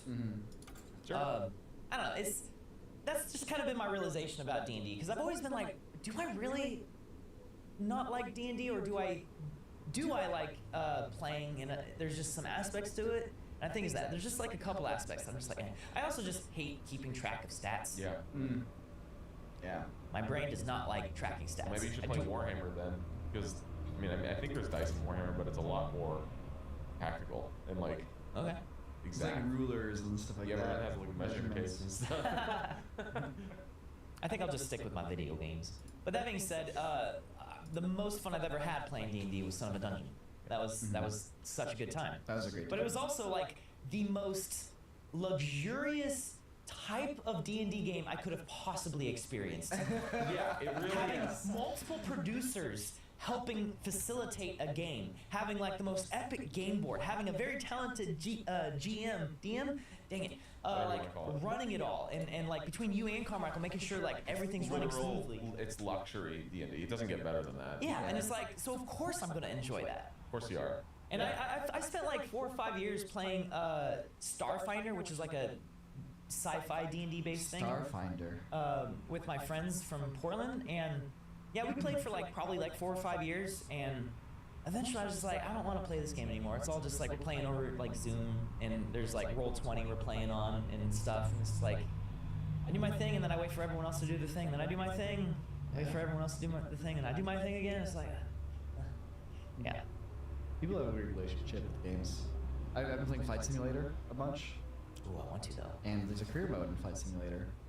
And I look at like, okay, like to unlock like search and rescue missions, I need to do 5 soft landings. Like, okay, so like my next 5 missions, I'm gonna like really focus on my landings. Like, oh, and if I do 2 of these types of missions, I unlock aerial advertising, where I get to pull banners. Okay, so I'm gonna like focus on those missions. And it's like, oh, I can take my test to like fly tail dragging aircraft, which lets me land on dirt runways now. And it's like, oh, and if I do like 5 dirt runway landings, I get to do like backcountry search and rescue missions. So like, I've been playing the game like that, where it's, you know, you're taking missions, and like you do a couple of these, and you like get stats above here, it unlocks these new missions. And there's also like a money side of it, where you earn money to like pay for your license tests and you can buy planes. And I'm not making a lot of money doing these things, but like, you know, I'm focusing on do good landings, unlock this, do these missions, unlock this. Okay. You know, I'm having a great time, and I go online. Like, all right, you know, how are people enjoying this career mode? What's the, you know, how are people making money? And everyone's like, this career mode is broken. I have to fly the same plane for 10 hours straight to make just enough money to buy my next plane. And then I have to grind that plane for 5 hours to make enough credits. I'm like, whoa, these people are playing this game wrong. Okay.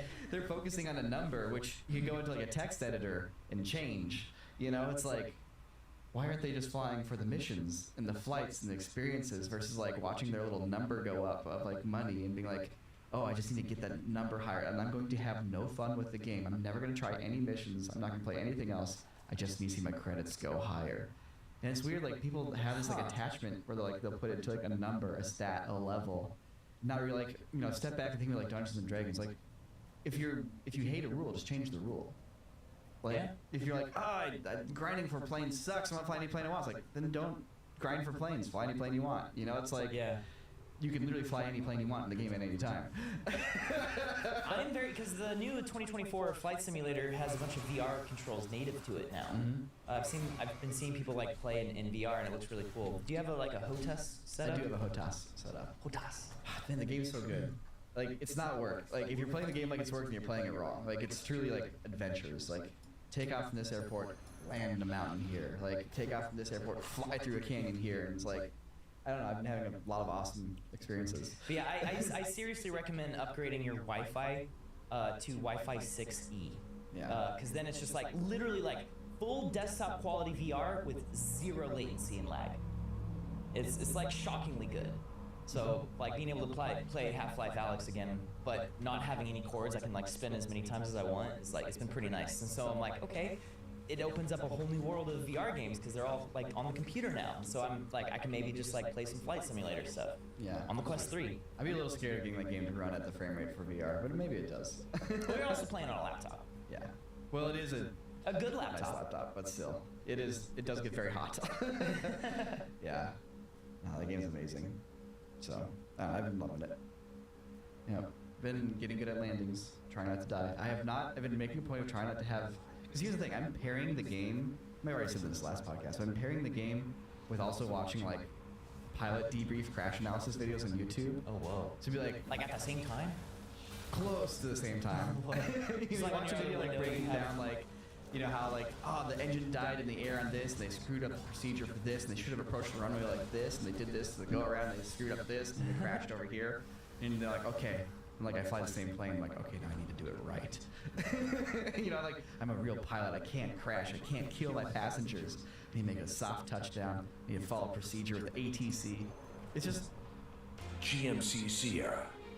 It's the truck. Get 0% APR on select 2024 Sierra 1500 models. That's over $6,400 total value. Plus, no monthly payments until next year. Man, that sandwich looks lonely, and that's sad. So let Jimmy John's fix that by adding free chips and a free drink. Turn an 8-inch sandwich or wrap into a combo for free after 2 p.m. Only at Jimmy John's. They figured out that what makes a flight simulator fun is pretending there's other people on your airplane that you can't kill. Interesting. So one thing to like fly around and screw around, something thing to have somebody be like, I'm gonna get in your plane on the ground and I need to be put down on the ground over there without getting killed. You're like, okay. Let's see if I can do it. The stakes are high. People might die if you mess this up. And not they just have, you. And they have a skip button, which is the other best thing. You take off, you're flying in the air, it's like, okay, our other destination's 100 miles away, skip. Really? Skip right to destination, and then you get to do the whole landing and all the fun stuff. Yeah. Oh, wow, okay. Yep. And you can also like time warp it, you can just speed up the simulation too, but you can just straight up skip boring sections now. Huh. They figured it out. If only you could do that in real life on airplanes. That's enough talking about flight sim. I have a lot of work to do on superposition, aka Gray Matters. Gray Matters 2. It's about that time. Yep. And also we have Earthquake people coming over to film today. Yes. That's right. We got an Earthquake video coming out early next year. Also, guess who's showing up? If you guys follow Matt Newell, or his name's Caves RD, or Lush Boil. Wait. Is the Lush Boil? Yeah. The guy who's on the photography games. Yeah, he's gonna swing by. Oh, amazing. Yeah, he's gonna come by and in a little bit. Oh, wow. Yeah, Okay. we have a very packed afternoon. Oh, that reminds me, I need to get back to somebody about... Okay. The Chris and Jack guys also want to hang out. Dang. Oh, yeah? I've been Well, really bad at following up with people socially the past 2 weeks. Ugh, it's really stressful. Okay, guys, it's time for our after hours hangout with our quartervigil.com people. So if you're listening to this on Spotify, YouTube, or anywhere else, thank you.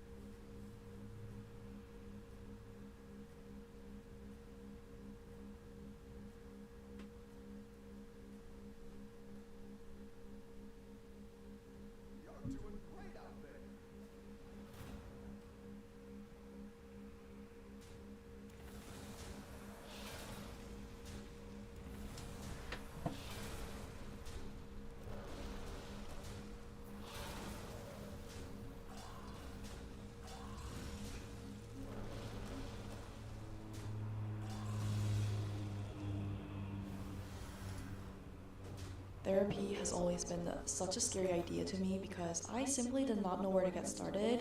This is basically today's video in a nutshell. It's a good nutshell. The inspiration for me here is a bit of Wile E. Coyote cartoon physics.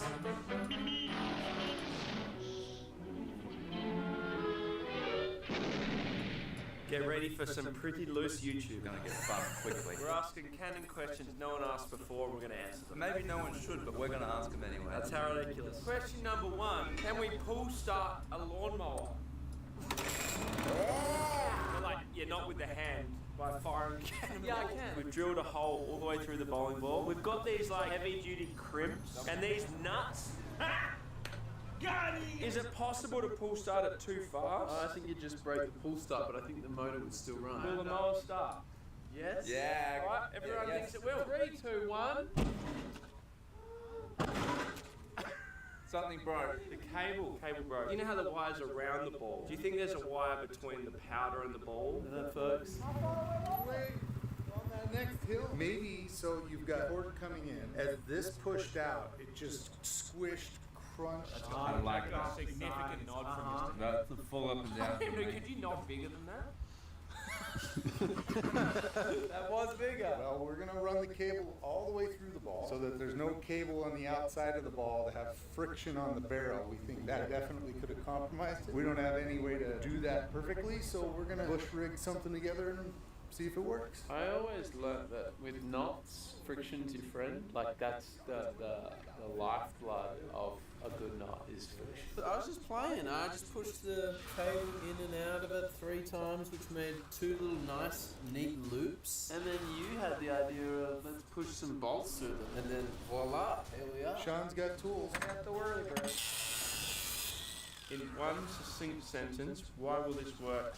That's the last one. Better design. Ooh. More nuts. Start that mower! 3, 2, 1. Ooh. It worked!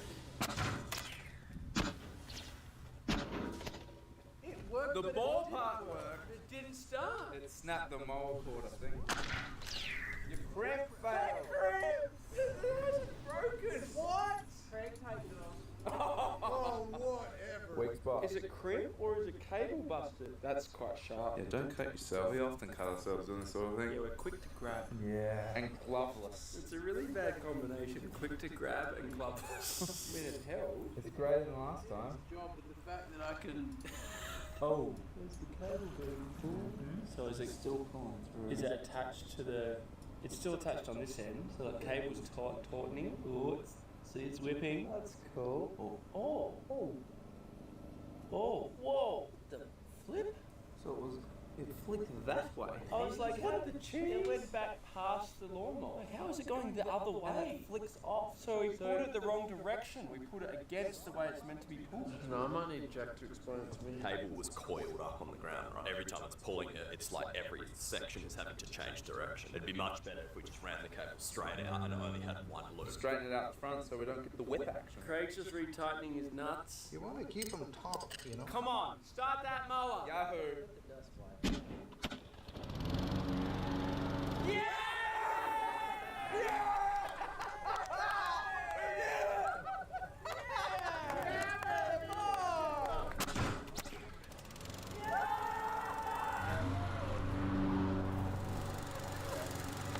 And that'll go again! Wow! That will be used again! It's crazy! The wire broke, not the cord.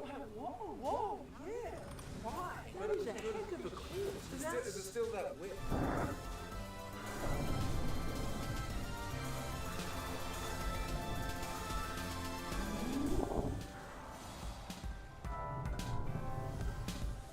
The speed of the brake made it go the other way. Well, I think it already had enough force to start it, but the thing is, if it hadn't done that and the steel cable didn't break, it would have just shredded the lawnmower. The steel cable So it's a perfectly miracle. broke, yeah, right at the point where it had just started. Is Rexy in trouble? Pretty hard. I mean, I have sticky taped him up. Super Rexy's back. Makeshift harness. The steel cable's breaking, so we're going rope. Is that because it's got stretch? We're hoping it's just a little easier to work with. Hey, I've been thinking about this whip thing. Yeah. Is it a bit like biscuiting? Yeah. That's my real life example. The way you get couldn't the- get my head around why whips are fast. I know they are, but The loose rope to tight rope. get that biscuit. And the poor girls out the back, or boys. Getting yanked off. Derek's cranking our angle up. We want maximum Rexy distance. Ball is going to be at the top. You're up. Yeah, no, just, you know, knuckles hit edges and we're again not wearing gloves. I was a study hall one day as a high school student, and I was looking out the window, didn't have a lot of work to do, so the teacher was like, do you want to try to tie a noose? So Rexy's hopes are hinging on your memory of study hall at this point. And nooses have 13 wraps. What year were you in study hall? 1988. Have you done that not since then? No, that's why I was a little rusty. I was born in 1988. Wait, I was just wrapping up high school. They were just wrapping up the umbilical cord. My mama. Ball is in, Rexy is standing. So Rexy's been in space. This really is nothing. Just waiting on the boys. Clear? Oh, I got Go Rexy, we love you! Ready, and boom. He went about 20 meters. He wasn't attached to the ball long. He's all good. Broke it that end. So really, he wasn't attached long enough to go further because the ball went on further. Because he could have gone a long way. Is he good? Yeah, it's fine. Jordan said he'd like to try again. He has one more idea. Is that just like a steel bar, Sean? Yeah, it's a steel eyelet all the way through. Steel eyelet, and we got snap a strap. total attached to the Rexy. No breaking allowed here. Hopefully we've mitigated a few problems. I'd say it's the strongest setup of the day. How much powder? 1/2 pound. Really struggling to That is round. power damn. Ready for this one? Oh my goodness. I think.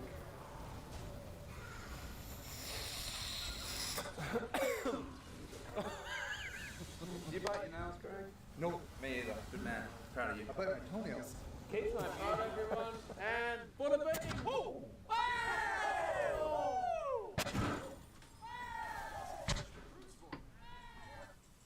We watch, we learn, we vanish. I cannot know this. Never rely on the op to make you safe. You signed up for this. Ready to rock?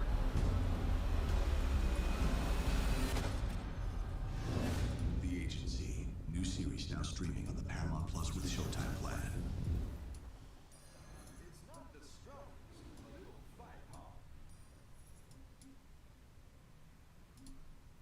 Today we're going to talk about one term that tends to lead to a lot of confusion because it's very... Rexy's neck looks broken. Borderline decapped. We may need to get the blur button ready, Jack. I'm gonna let my hand go. Oh! Nearly headless? How can you be nearly headless? Hanging on by the front of his neck. Gaunt's going to get the ball. He just trudged off. He does trudge. It's If I had to describe Gaunson's walk, definite try. Are we about to see a Rexy whiplash? It's one for the books. Oh, one for the book. 10,000 frames a second. Rexy neck snap. Oh, heck. Here we go, here we go, here we go, here we go. Real nasty. Oh, where is it? It might be Derek. By the neck! Oh, he looks dead. Oh, goodness. He's like a weasel. Rat. No wonder that happened. We're back at the tower filming a new video and we thought we'd show you Rexy's repairs. Rexy's head is back on and attached and looking good thanks to Dr. K. You can just stop stressing about Rexy. He's fine, but you need to start stressing about your online security. Oh. That is a good segue. NordVPN's Threat Protection Pro protects you from malware. Like you're downloading files, something malicious going on there, Threat Protection Pro wipes it out. When you go into cafes and you log into free Wi-Fi, watch out! Get NordVPN, they'll be encrypting in the background. Whoa! Not going to take his personal data. If there's any scammers. There's also dodgy people setting up fake shops to try and steal your money. I got done many years ago trying to buy a Weber barbecue. It never rocked up. If I had NordVPN Threat Protection Pro, they would have said, Stanford, steak's not going to be grilled, mate. You're just going to lose money. Head to nordvpn.com/how ridiculous. Sign up for 2 years. Get 4 months for free. And if you're not happy, boys, 30-day money back guarantee. Question 3. How far can a cannon yoink a human? This is our rescue dummy. It's got a bit of a Rexy head at the moment. That's a tennis ball head full of tennis balls. So pulling from the pelvis. So it's going to pull it out of the chair. It's going to be a heck of a belt tighten. 5 other questions we want to answer today that are not attached. We've gone around the team and we've come up with just what everyone wants to see. Got some bulletproof glass, got some trampoline action. It's going to be a goodie. Piano. How much powder?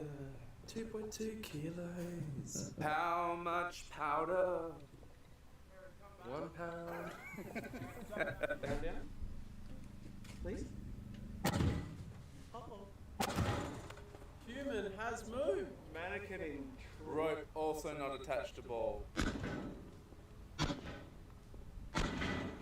Where's that ball? Pulling.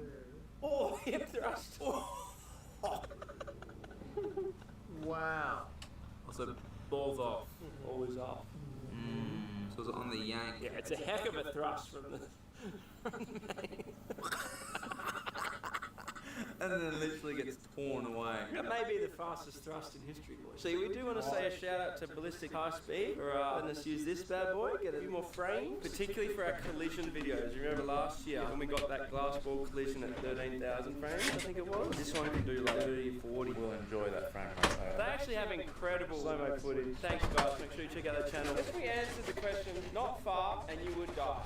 What have we here? Found the weak point. Oh, that's the eyelid from the eyeball. What was that like? That was a loop. We're up to question 4, Mr. Hero. Can we whip the tablecloth out and have the dishes just stay? You know that like trick that people do? I like that.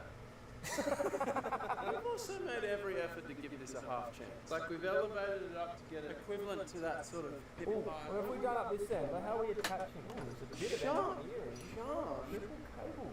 triple dog to the D dog. Baby carrot toss. Oh, yeah! Crazy Sean! I mean, I'm genuinely super excited to see what happens. I'd love it to work. If any dishes remain on the table and the cloth isn't there, to me that's a win. Count it down, Taylor, nice and loud. 3, 2, 1, bazinga. It mostly worked!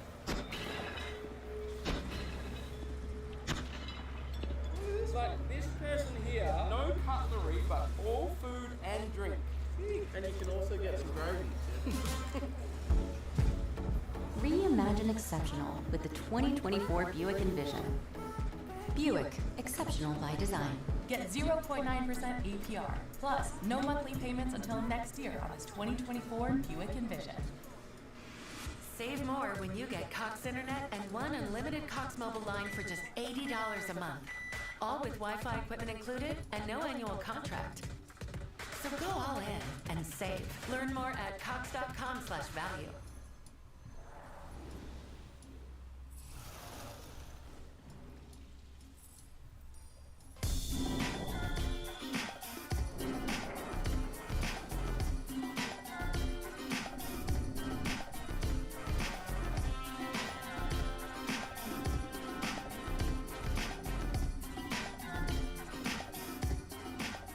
Very good. good. Very good. Out in the farm, middle of nowhere, that's not bad. Alright, question 5.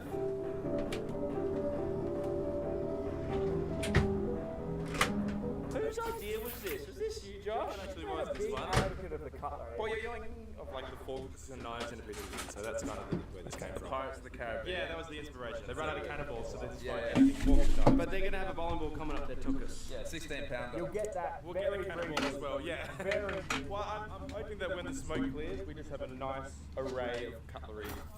Wow, that's Pointy first. 3, 2, 1.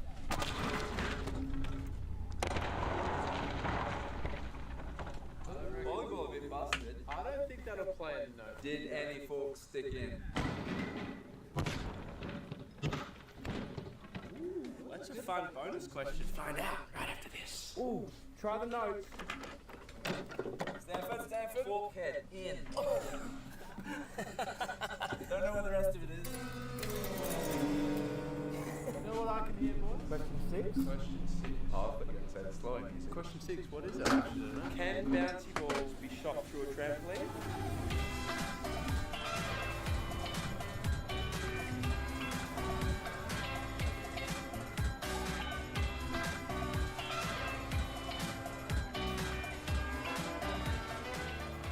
The trampoline's lost some legs, boys, and this is what we have. The reason we're using this cannon is because it's got a nice small diameter. Look at that, bouncy ball. There's no way a bouncy ball should ever go through a trampoline unless you get it fast enough. Zinging. So this is our one chance to just 3, 4. load her up. About 50, I reckon. They're going to get 10 ounces of gunpowder right up the wazoo, and they're going to hit that trampoline with a bit of juice. You want to see a magic trick? Yes, I'd love to. Oh! That's your last one. See a magic trick? Yeah. Watch the ball. What? How did you do that? 3, 2, 1, fire!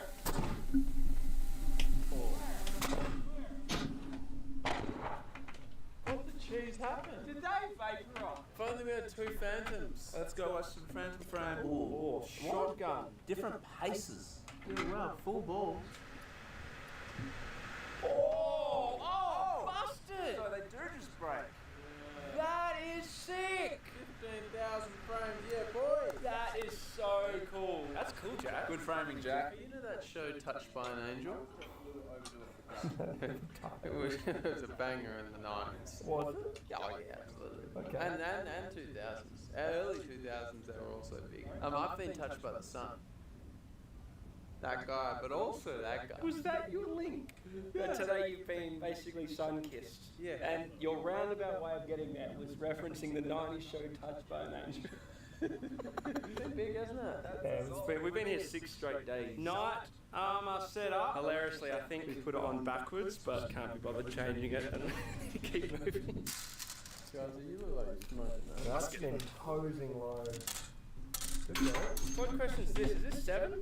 6? 10. Next question. Can we pierce armor with arrows loaded in a cannon? And actually, coming up next, we've got a bulletproof vest with armor plate, and I reckon we send the actual harpoon at it. I second that.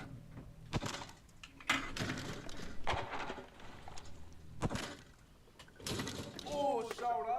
Oh, it did pierce. That's Big a time. yes. That's through! Oh, hole here. Hey, look. Oh, yeah. Look, boys. Didn't protect the arm. This is literally an arrow out of the knee! It's 10 years too late! And the Achilles. Oh! Achilles! Achilles! Achilles! POV. You followed these 3 simple steps to install Pi, and you haven't seen an ad on Twitch since. This is Pi, the fastest growing, highest rated ad blocker out there. Downloading it is simple. In just 3 steps, you can say goodbye to ads on Twitch forever. Simply search for Pi on the Google Chrome store and download the extension. Now, just enter a few details to make an account. And last, just make sure the ad blocker is enabled, and that's it. No ads ever again on your favorite streams. It even works on YouTube and Spotify too. Take your stream back from an...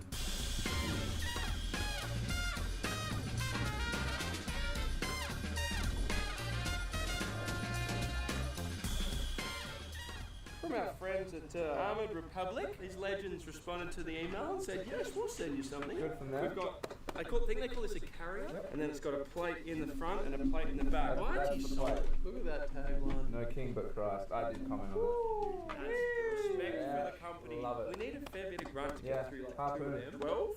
12 ounce. 12-y? Yep. A dozen? Dozen ounces. And right here, right down the pipe. This armor provides limited coverage for the torso against ballistic threats. 24, 23, 3, 2, 1.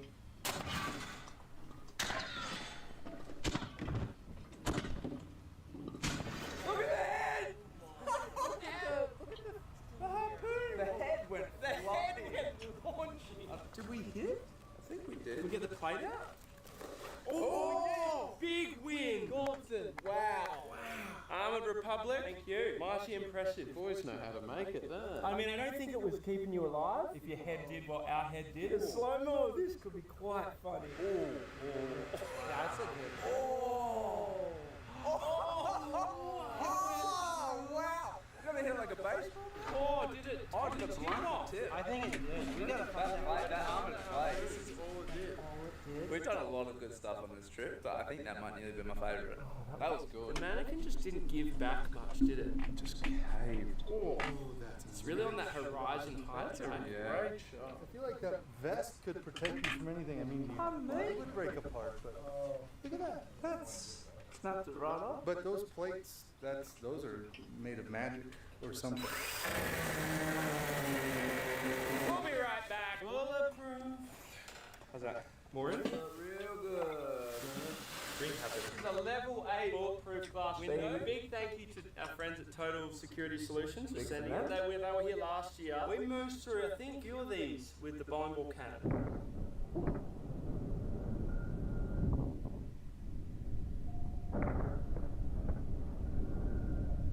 Probably beyond that, we've moved through bulletproof glass with how many things? Many things over the years. A lot. A golf ball? Never. We're going to fill the whole barrel with golf balls. And we're all going to stand the heck well back. I could do 13. I could even do 14. Where would you go? 14's my top. Alright, Let's Craig. do 14. You heard him, 14. 14 it is. 14 it is. 14. Is 14 the same as in Swanzig. 14 in German. What was it? 25. Made that up. No, I did not. All right, guys. Hey, Thanks, good Craig. team. 16 ounces. Don't you dare. What? We're not. I heard you. No, you didn't. We were going to put a tennis ball on the end. This is the first time we've reverse loaded this bad boy. See how many you get in. These are actually the same golf balls that went down the ski route. 35 golf balls loaded. Craig, be honest, how much bad? 16 ounces.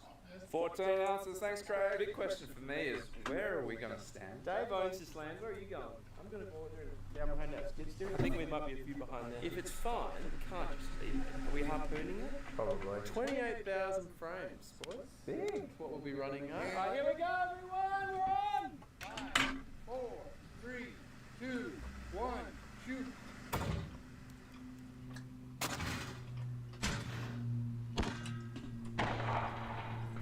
Glass is cracked. Did I just hear balls coming down? Oh, there's golf ball marks. Oh, wow, that was fast. Where are those golf balls?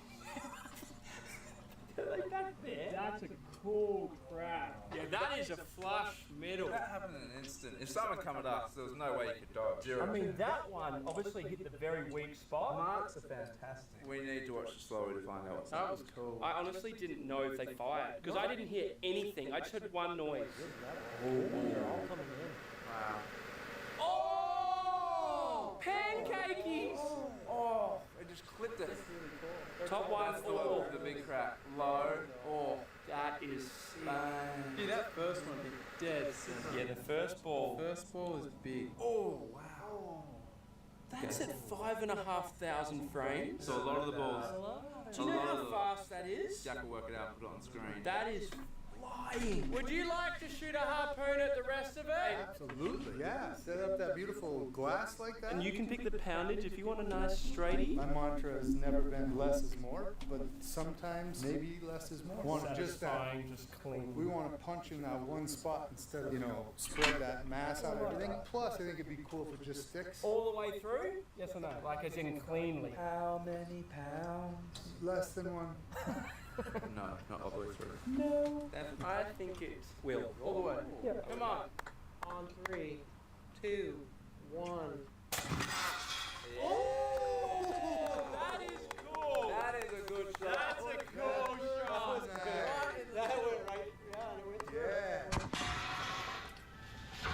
That is iconic. More to come from Montana Road. We've got a few more days, a few more epic videos. 44 Club, love you. Bye!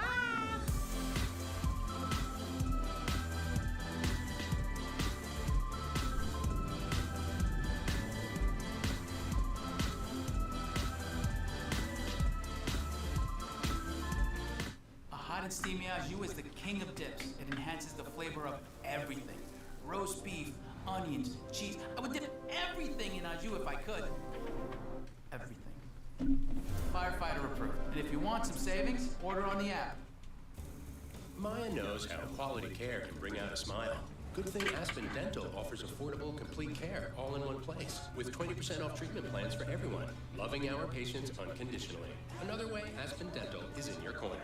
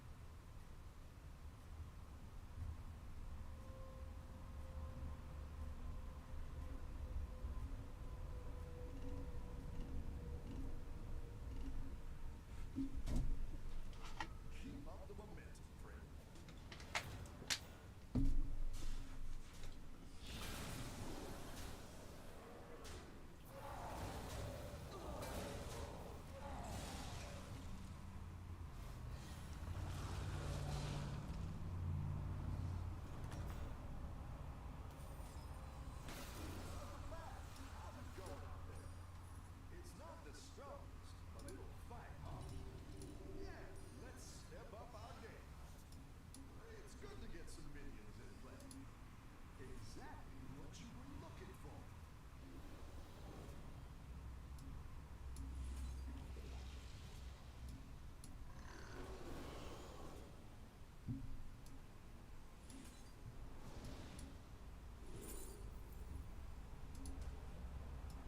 My quest begins here.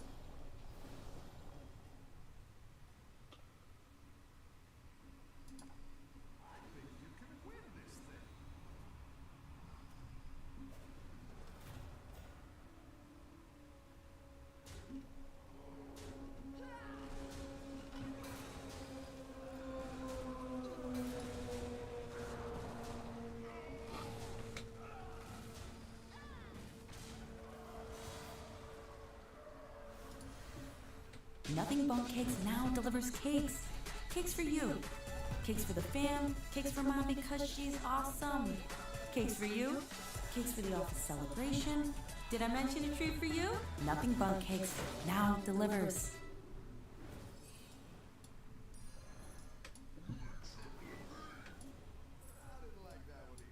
I just got the perfect gift for my boyfriend that was 20% off at manscaped.com.